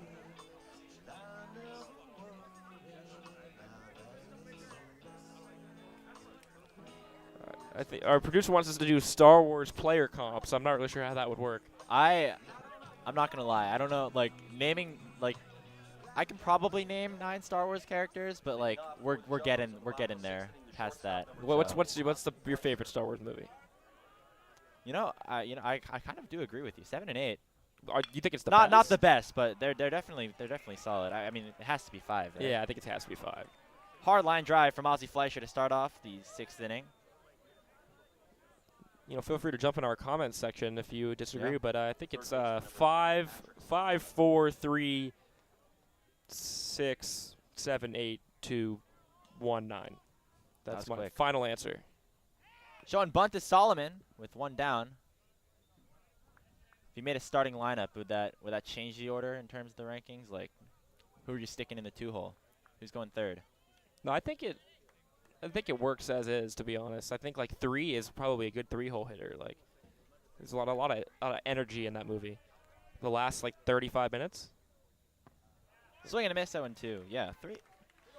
I always heard, you know, I'm like a secondhand fan. You know, my parents like the franchise a decent amount, but I always heard the prequels were the worst, and I watched them, and some of them are pretty good.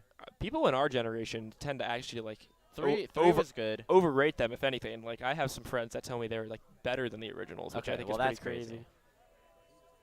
But yeah, people in our generation, they really love 3. 3 has a lot of goodwill, which I agree with. Yeah, I mean, you had it ahead of 6. Yeah, I think it's better than 6. 6 is a little bit corny. You know, teddy bears fighting the Empire. It was the 80s. What? Yeah. Sign of the times. Solomon grounds one to short. Jackson Johns makes the play. Said that a little preemptively, but it was done eventually. 2 down. This game is just flying along now. And got to give credit to Eddie Taylor, who's come in the game and just really night and day from the first 2 guys we saw in terms of just command of the strike zone. And you know, he might give up a hit every now and then, but he's gonna work a little bit more quickly, and he's gonna make hitters work a little bit more. Here's Fleckner. Ball outside, 1-0. Henry Fleckner had that single in the first inning. Is 1 for 3 on the afternoon.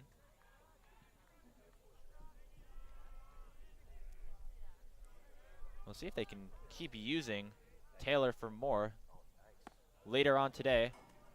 You know, the longest appearance that he's had in terms of innings is 3, and so we're approaching that point now. However, his pitch count's only at 26, so definitely still available if that is the option they want to go through. Ground ball was not made by O'Brien. It was a hard hit ball off of the hop that O'Brien was unable to field, and so it will be Fleckner reaching with 2 down. They're gonna give him a hit there, and I would agree with that. Ball was off the end of the bat, but just kind of in between hop, tried to backhand it, bounced off the glove, and I think that's a good call, it being a hit. So Fleckner off of first. Remember, he was the one who started the whole base running fiasco in the first inning. Had a stolen base after getting checked on multiple times. So we'll see if that strategy still holds true. Fleckner's now 2 for 4.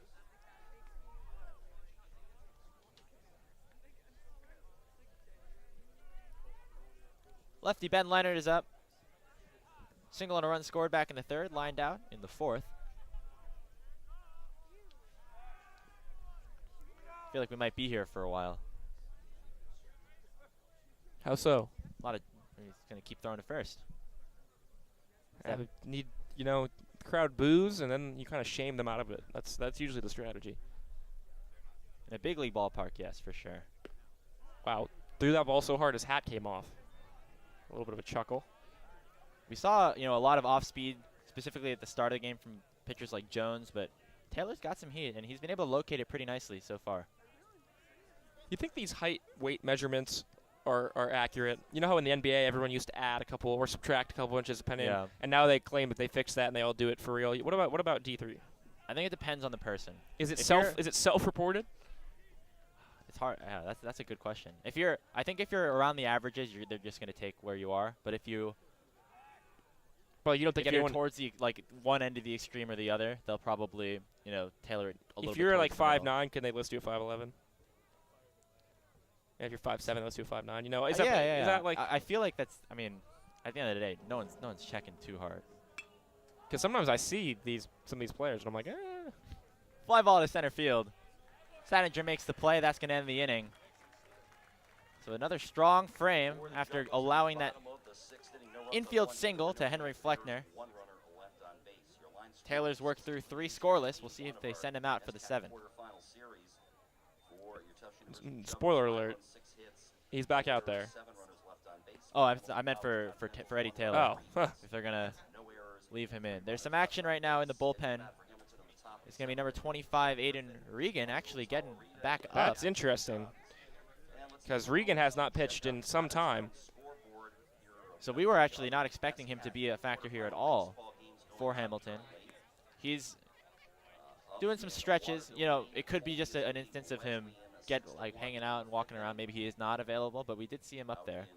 That would have been that could have been a big difference maker for Hamilton if he is somebody who they can rely on throughout this 3-game set. Yeah, I mean, all with due respect to the rest of the Hamilton pitching staff, and obviously we've seen Eddie Taylor do a pretty good job, but beyond Jack Eshelman, Regan was really their only reliable guy so far this year. And again, not in a huge sample size. They just don't have that many guys who have pitched all too many innings. But, you know, Eshelman, 51 innings pitched. He's got a 1.59 ERA. He's in a league of his own. But Regan, 3.46 ERA and 26 innings pitched, 5 starts, more strikeouts than walks, which apparently is important on this, you know, not as common on this team. He gives up some hits, 35 hits, 26 innings. But, you know, he's someone they can go to. We just didn't think we'd see him. Yeah, we'll still see if that button ends up being pressed. I don't know if the full warm-up has been completed by Regan so far. Ooh. So watch out for that. That foul ball, I mean, he got way closer to that than I thought he would. Hat came off. Cooper Smith made a mad dash for that, and honestly got within like a couple feet, but you know, fell foul. So Reed's out there for the 7th, as we were alluding to. His pitch count in a very good spot right now, 84 entering this at bat. So,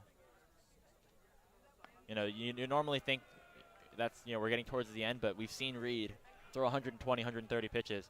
In a situation where you have a 4-run lead, like this is, I'm sure his leash is pretty long right now, as we keep continuing to mention with the Hamilton ace Eshelman likely to start game 2. Jumbo's going to need all the help they can get from that bullpen. Yeah, and forgive me if I'm wrong. Let's say Jumbo's come out of this series with a win. They don't play again until next weekend, correct? Yep. So, you know, you can kind of let Reed go a little bit, save your bullpen for the next 2 games in the series, and then, you know, give him a week off. 2-2 is the count. But I've always wondered, it's like when you pitch in the big leagues, the routine is really a huge part of everything. Check swing by Griffin. The play's made by Reed. He fires over to first. A bit of an awkward out, but now nonetheless, 1 down.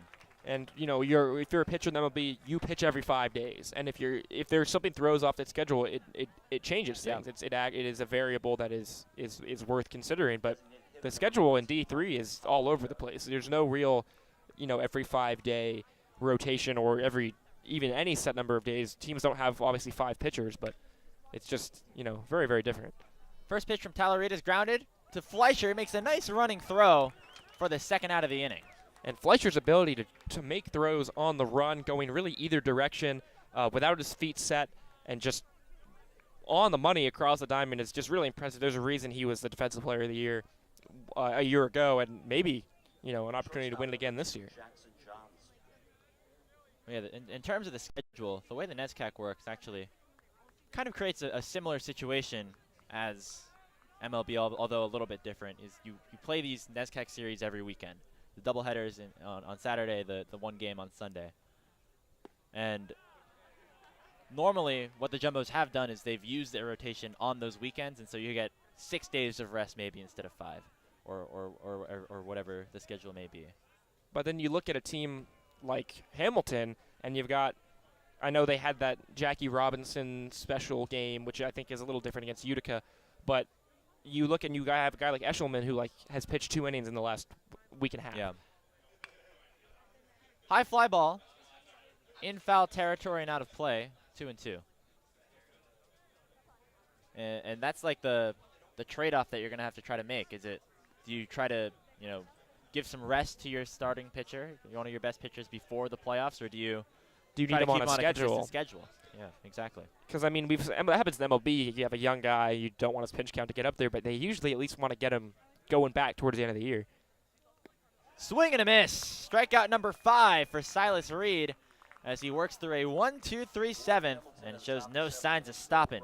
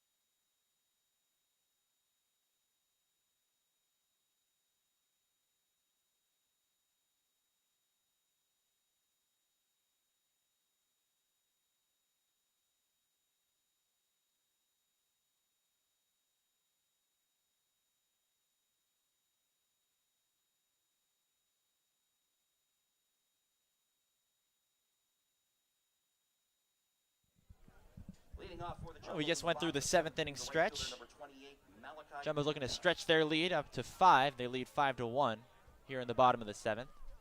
Malachi Pena is up, still facing Eddie Taylor, who's back out for his 4th inning of work. We were wondering if they would be going back to Taylor here for the 7th, and it looks like the answer is yes. He's looked great so far. High fly ball, right center field. Giving chase to Sattinger. They're going to turn and watch that baby go. A home run for Malachi Pena, and the Jumbos will extend their lead to 5. 6-1 Tufts. And you want to talk about another shot? That was over the 356 sign in right field, and it got out of there easy off the bat. I think we knew that one was gone. Right fielder just turns and watches that one go. And the best hitter in this Jumbo lineup, the freshman Malachi Pena, just does it again. His 5th home run of the year. That ties Malcolm Whitfield for the team lead, his 39th RBI, and pushing that OPS over 1,000 on the year. He has been a revelation for the Jumbos. Home run number 5 for Pena. Just incredible stuff out of a freshman. We're going to be seeing so much of him throughout the next couple of years. And you know, the biggest question for a first year a lot of the time as McCullough lines out is how are they going to perform in these high pressure situations? You know, this is playoff baseball in Division III. You don't always know how that's going to work. Looks like Pena's answering pretty well. Looks like there was a episode 3 is the another hit by Oh pitch. my Is that goodness. Whitfield again. It's not intentional, but unlucky. Yeah. I mean, you see now Whitfield smiling as he runs, as he trots down at first base. He knows that this is not precedented. We got a comment in our comment section. Episode 3 is the best of the prequels. I agree. I think that's a good take. Pretty common. I think you're kind of crazy if you think 1 or 2 is better than 3. Whitfield going to go on the first pitch, hit and run situation for Smith. High line drive. Giving chase is Kaufman. He's able to settle under it and make the play. Whitfield now has to get back to first, and he will do so successfully as the throw was cut off. They appeal at second base. As Whitfield did cross the plane, he does have to touch second base before making his way back to first. And the umpire says he did. He went all the way around second?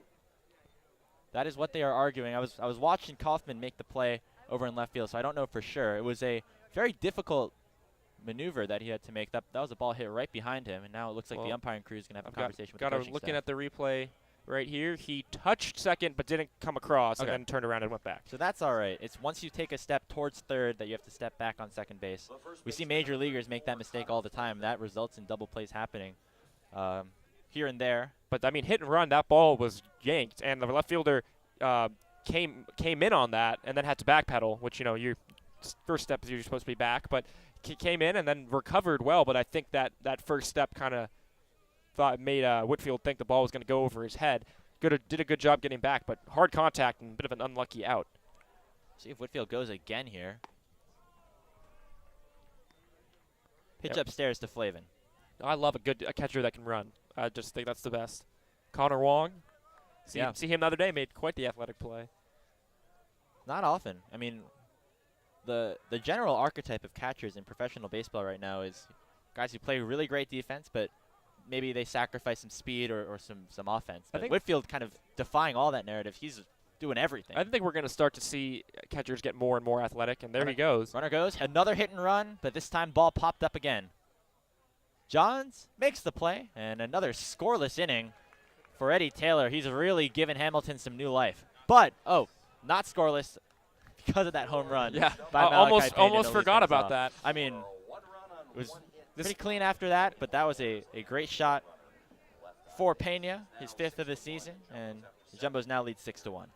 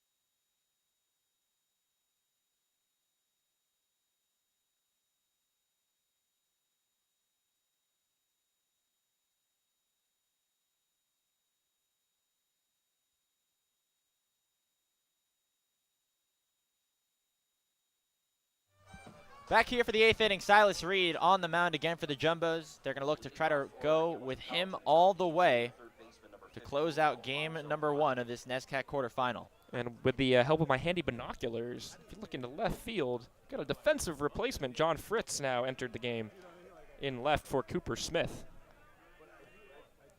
So with that 5-run lead, Jumbo's looking to strengthen their defense a little bit, make sure all the outs are recorded and they're not giving anything away for free. These binoculars are really powerful. There's a man in a red shirt moving behind the center field wall, and I can see him all the way from here in the press box. 2-1 now to Rada. You know, to bring us to some JumboCast lore quickly here in the 8th inning, these binoculars have been in our closet for years and just have been underutilized. Fly ball to left center field. Yeah. Fleckner makes the play. The JumboCast closet, it's in the Tisch Gymnasium complex, and it's where we store all of our equipment, and it essentially was my grandparents' house for the last 15 years because nothing that got put in there ever got taken out. It was just like a hoarder's den of ancient technology. We had a box TV, we had some cameras with cassette tapes in them, but this past week, the crew got in there and took about 4.5 hours, but we cleaned it out. And, man, it's light and day. Some of the stuff we found in there, receipts from 2010. Wow. I mean, just, like, absolutely ancient purchases. It's a whole new ball game now with this closet. And we had not 1 but 3 pairs of binoculars in there. So, I think they were in a case that we used maybe for one of our older setups in years past, and then once we were reorganizing things, they must have just gotten lost in the shuffle. Yeah, as with everything in that room, it was really some of the things that we found in there were just unbelievable, and now it could not be more different. Had to go. I went to recycle all the old electronics. They told me I wasn't allowed to do it if I wasn't a Somerville resident, so I had to go find a Somerville resident to bring with me. Fly ball to left. John Fritz making his presence known right at the warning track. A hard hit ball there for O'Brien, the 9-hitter, and there's 2 away. But thanks to the guy at the Somerville Public Works for letting me use that loophole. Brought my roommate back with me. So recycled all the old stuff. I mean, it was a lot of stuff. Those cameras, I cannot believe we had cassette tape cameras. I mean, when was the last time? Those are big as well. Big. I mean, I also think, I won't expose this on the air, but I don't know when those could have been last used. I think we moved past cassette tapes a decent time ago. Yeah. Remember, JumboCast only found it in like 2001, even though our shirts say 1990. So there's a lot of history in there. Didn't realize that until the other day. Next year we should have a conversation with Steve Clay, the PA announcer for the football team. We can really finally understand truly the history of this club. I think what happened is, let's see if he can come in on this Fly ball. Fleckner. Oh! Did they say he got it? He did. What a play by Henry Fleckner. We thought that ball from Kopp was going to fall for a base hit. Instead, the center fielder robs him of another hit. And a great play by Fleckner to end the 8th inning. I mean, that might be the best catch I've seen so far this season. I mean, albeit it might have been not the best route from Fleckner, kind of looped in on it, but I thought it was dropping, and then at the last second, dive, and that's a real dive. That's not like the one we saw earlier. That was head first and caught that one just off the ground. Impressive catch. Caught us in the middle of a conversation. Henry Fleckner, football wide receiver, baseball center fielder, running those routes, able to get to that ball, doing what he does best. What a play. So we head to the bottom of the 8th. New pitcher on the mound here for Hamilton. It'll be, I believe that is we'll get the number in a second. Number 29, Kyle Egidio. We'll be right back after this.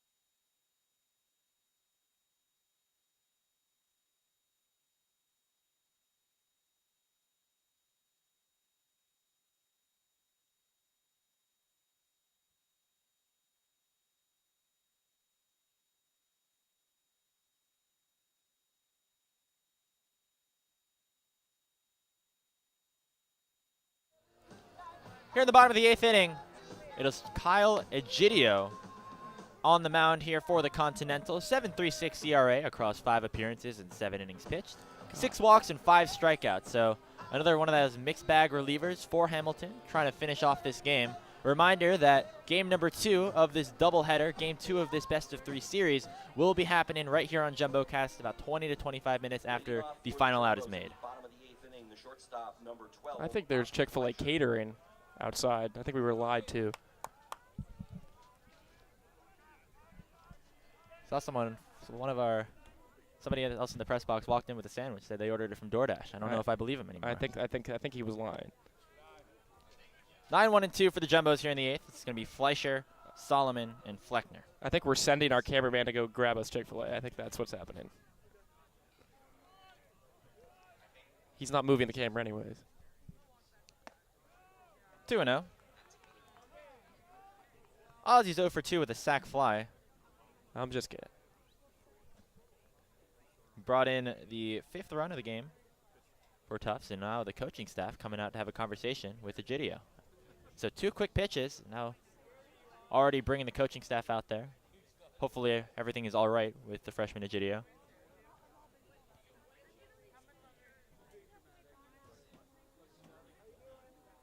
It now smells really nice. Yeah, like I need a sandwich now. This is insane.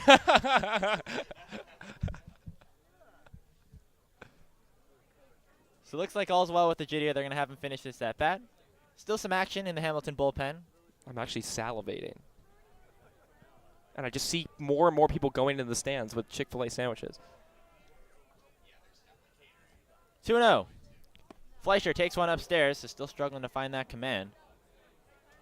So we had that earlier conversation of seeing Aiden Regan stretching out a little bit in the bullpen. It looks like they're not going to be using him today, or at least in this first game. 4-pitch walk to start things off for Fleischer, and the Jumbos once again have their lead runner on.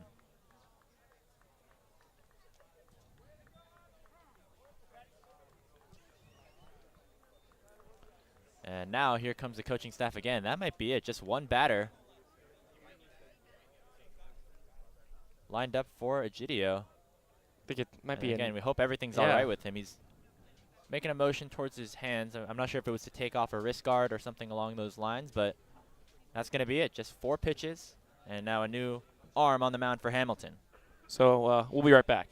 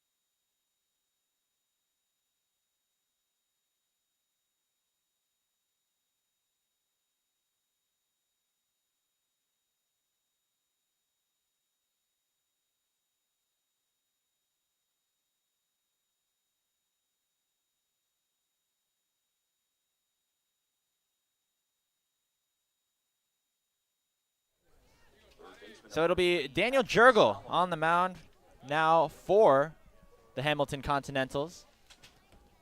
We'll be facing top of the lineup now. Solomon in the box. He's showing bunt. Arata settling under it. Popped up once again. It stays in play, but just out of the reach of the catcher, Dukes. So we did receive some good old-fashioned Chick-fil-A. Shout out to our cameraman, Gabe Gonzalez, for hooking us up with that. Yeah, they tried to deceive us, but they couldn't keep us away. We'll be enjoying these in the next half inning, I guess. It's tough, yeah. But it's hard to eat while we're on the call for the game. You know, Al Michaels eats an entire meal during every football broadcast he does. You don't see it. I saw that story. I still don't believe it. You know, he's never eaten a vegetable. He said he's never knowingly eaten a vegetable in his entire life. It's hilarious. Which how is it's knowingly. Kind of sad for a 70-year-old man, but the knowingly indicator, assuming that unknowingly perhaps someone could have sneakily put. But I think he literally is eating a steak. Like whenever it cuts to commercial, he is eating bites of like a T-bone steak incredible. Or something. 1-2 to Solomon. Fleischer leads off of first. That ball gets away from Dukes again. That'll allow Fleischer to advance to second. The only thing Gabe did not get us is Chick-fil-A sauce, which we might need to go back for. But we appreciate the effort he put in. Now this game is really kind of flown along. It's still 6-1, but all these pitching changes, it's kind of been a weird pace recently. We're at 2 hours since first pitch. Pretty quick game for a 9-inning one. Of course, we're still here in the bottom of the 8th. Still some baseball left to be played. Swing and a miss. Solomon down on strikes. And I was at the Red Sox game a couple weeks ago. Tanner Houck threw a complete game shutout. Game was over in 1 hour and 49 minutes. It was the fastest baseball game in 14 years. I mean, the fact that, especially in MLB, they have all the rule changes and things like that. It's very impressive, and especially, even in comparison to here, we're 2 hours in. It's a 6-1 game. They essentially changed the dynamic of the entire sport in a year, which I think is very impressive. And there's still some of those rule changes in. I've seen pitch clock violations be called here in Division III as well. So just the pickoffs. Where's the clock? I'm not sure, but I definitely have seen situations where, or maybe it was a balk or something along those lines, but it might have maybe just non-conference games. You can see those rules starting to creep their way into college ball as well. Here's Fleckner, takes one upstairs, 1-1. One out here in the bottom of the 8th. Jumbos have 6 runs off of 7 hits. Hamilton 1 off of just 3.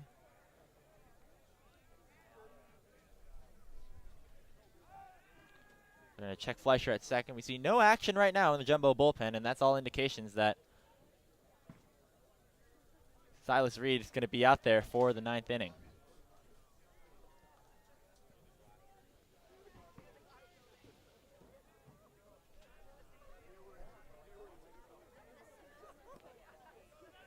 In the dirt, 2-1. I mean, even in a 6-1 ball game, the Tufts, base runners are still a threat. It's just I have to wonder if this will be kind of a defining aspect of the series. I mean, obviously, looking forward to seeing Jack Eshelman pitch in Game 2, hopefully. But even with his dominance with this team, if a guy gets on, it's just a different type of game. If every single time someone's on, they're a threat to go and they're a threat to steal second, especially if your catcher just can't really keep them in check. And part of that might have been Peter Jones. I think the dynamic there was a little bit different. But definitely an organizational philosophy for the Jumbos that you just kind of put your head down and go. Swing and a miss, 3-2. Fleckner took a big hack at that one. I do agree. We've seen less of the aggressive base running, but still there nonetheless. Ever since Jones was removed, Taylor did a great job righting the ship and settling things down for Hamilton. Ground ball in the gap between shortstop and third, coming through for a base hit. Rounding third is Fleischer. They're going to send him. The throw gets cut off by the third baseman, Rada. Have to believe you could have gotten a play at the plate, but instead they wanted to hold Fleckner to just a single. It's an RBI single for Henry Fleckner, and the Jumbos lead 7-1. I mean, in a 6-1, now 7-1 ball game, maybe the run doesn't matter all that much, but for the same reason, you let that ball go home. We already saw the left fielder Kaufman make a pretty phenomenal throw earlier today to nail a runner at home. I thought he had a chance there too. Maybe he wasn't going to get there in time, but at least for a play at the plate. And you'll give a guy second base if you can get it out at home, especially if you're down 6-1. Yeah. So definitely an interesting choice to cut it off. I mean, a 7-1 game versus an 8-1 game compared to where Fleckner actually would end up on the base pass. Not too much of a difference, but if you can keep things scoreless here in the 8th. And get a second out on the board, I mean, you'll take that. So maybe just a bit of a mental error. And there goes the runner. Throw was upstairs. The throw over to second was not on target by Dukes. It was a nice grab by Jackson Johns. He ended up tumbling into the right side of the infield to make sure that ball did not get it into center field. And honestly, I think better throw probably gets him there. I think he even had a shot to get that tag down going to his left. But my point even more, who cares if you're going to let the guy take second and cut the ball off if he's going to steal second on the next pitch anyways? 1 ball, no strikes to Leonard. Breaking ball down low. There's a new philosophy that we're seeing in MLB in terms of catchers will actually tend to throw the ball with a slight bias towards that right side so you can try to grab the runner before he ends up getting to the base. Maybe that was a strategy that Dukes is trying to employ here. Yeah, ball definitely tailed him. They're still keeping an eye on him at second. But I can't. But how many steals is that for them today? I'm going to check. It's like got to be close to 10 at this point. 7-1, and they have 10 stolen bases on the day. That is pretty unbelievable. And they really want to get him at second right now. 2-0. 3-0. Malachi Pena, who homered his last time up, is on deck.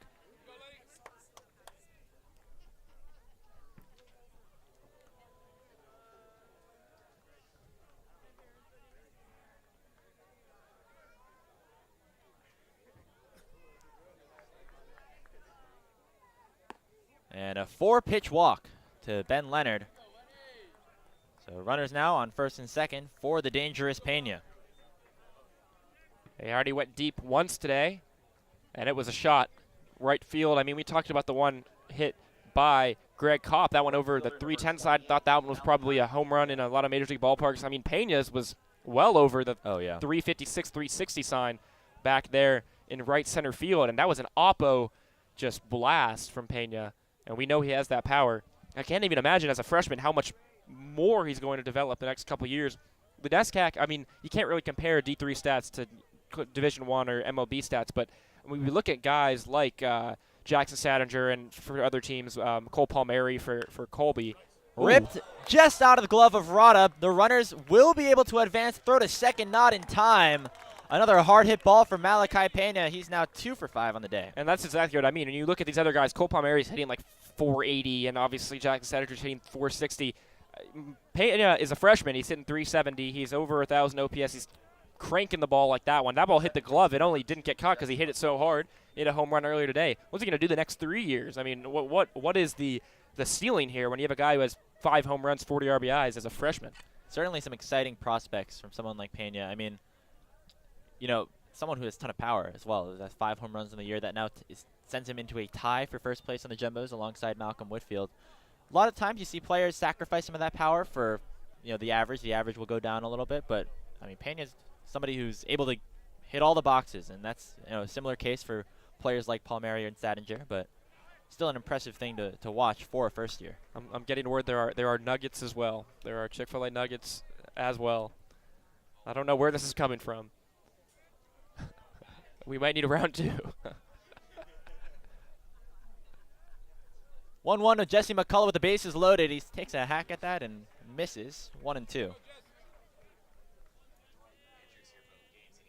I've seen there's a lot of plates out there in the crowd. Yeah, it's just like the spectators are eating. I don't know if it's meant for the players, but it might be all gone by the time the game is over. Grounder, fouled. The sandwich is like sitting in front of me and just waiting to take a bite. It's like the Green Goblin mask. It's calling my name.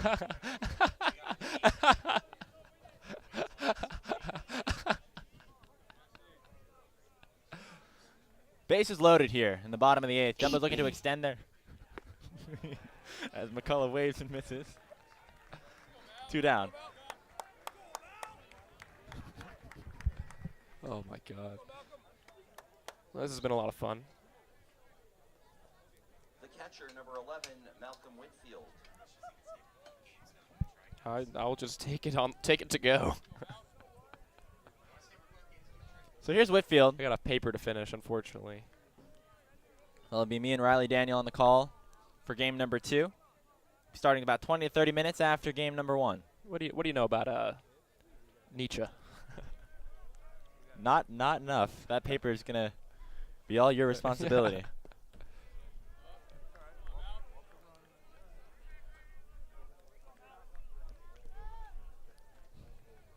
Nope. Yep. Whitfield's been hit by 3 pitches last 3 plate appearances. 3? I thought it was only 2. Oh, he got hit again last inning. I'm forgetting the first. Oh, he got hit the first time, too. High pop-up. Going to stay in play. Running over is O'Brien. He'll settle under it in foul territory to make the play. You think he'd rather, as I was saying, fly out or get hit again? Well, I think at this point you're going to take the – you're going to have a bit of a sigh of relief. I was interested in taking a look at that. Whitfield still, after all that, no shin guard, no protection, anything like that. And still has less hit by pitches than Kaufman on the season. So 1 run comes in the bottom of the 8th. And the Jumbos lead 7-1. Silas Reed out here to try to finish off a complete game. We'll be right back on JumboCast.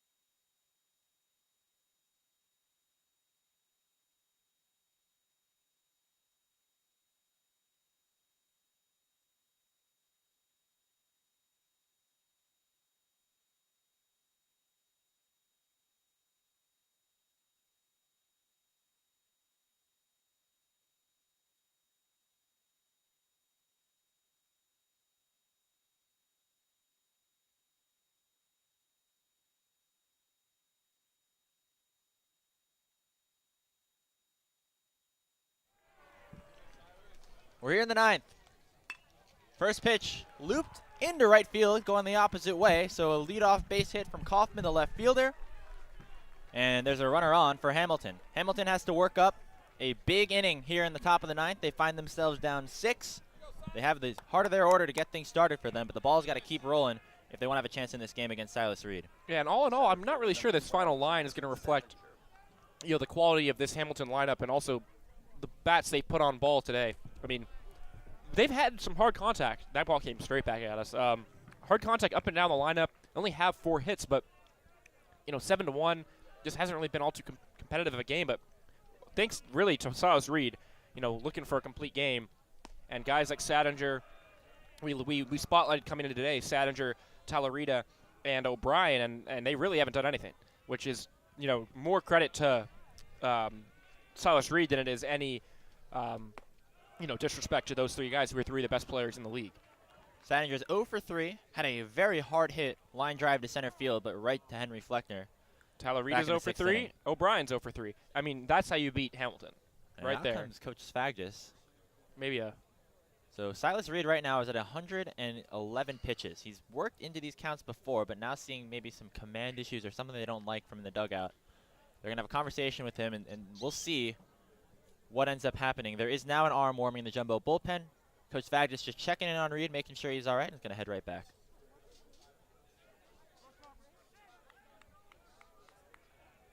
They make it hard to see into that bullpen, don't they? Yeah, maybe it's intentional. It's going to be Robert Gray. Ooh. Warming up. So the Jumbos don't want to take any risks if they are having to bring a reliever in. Sadinger takes one upstairs. It's 3-1. Now, yeah, Gray is no slouch out of the pen. And even with the 6-run lead, every game in the NESCAC quarterfinals counts. And we'll see if that ends up playing a factor in terms of his role later today. Ball just outside, so Sadinger works a walk. And there's the first 2 base runners who have reached now for Hamilton in the 9th inning. And that's the strategy that we have not seen too often because Silas Reed has had pretty good experience so far against Sadinger, but he's walked 7 times in his last 4 games. Yeah, we really didn't talk about that coming in, but that's his 14th walk on the year, and like over half of those are in the last couple games. Maybe it's pitchers kind of adjusting, but also, Sadinger didn't have back-to-back games with a walk at all before these last couple games, so I think it's also an adjustment on his part, being more patient. And we saw that first at-bat today, he just kind of wanted to hack, and now later in the game, a different outlook. The one run that you might get not going to matter. You need to make sure you get multiple here if you are Hamilton. Here's Dukes. Grounded to second his last time up. He fouls that one back, 1-2.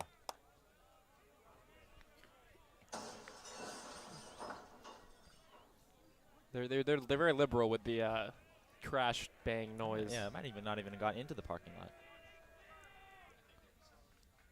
Here's the pitch from Reed. Chopped to short. This could be two. Fleischer going to take it himself. Fires over to first. They got him. A 6-6-3 double play facilitated by the Defensive Player of the Year, Ozzie Fleischer, and Silas Reed is now 1 out away from his complete game. And that's exactly what the doctor ordered. Put the first two guys on here in the ninth. You don't want this to be more dramatic than it has to be. Roll up a double play ball. Shortstop takes it by himself. Fleischer kind of makes up for that double play earlier, which I think he probably could have finished off and didn't. Does that one himself. And now Reed ahead in the count, 2 outs, and we're almost out of here. Here's Griffin, grounded to Reed in the 7th inning. 0 for 2 with the walk. Line drive, base hit into left field. That'll get a run home. Kaufman will score. It's an RBI single for Griffin. And Hamilton's not done just yet. It's 7-2.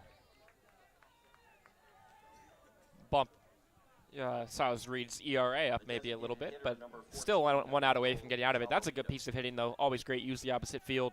Pretty hard hit ball, too. Obviously, runner on third gets home quite easily, but Reed just needs to get one more.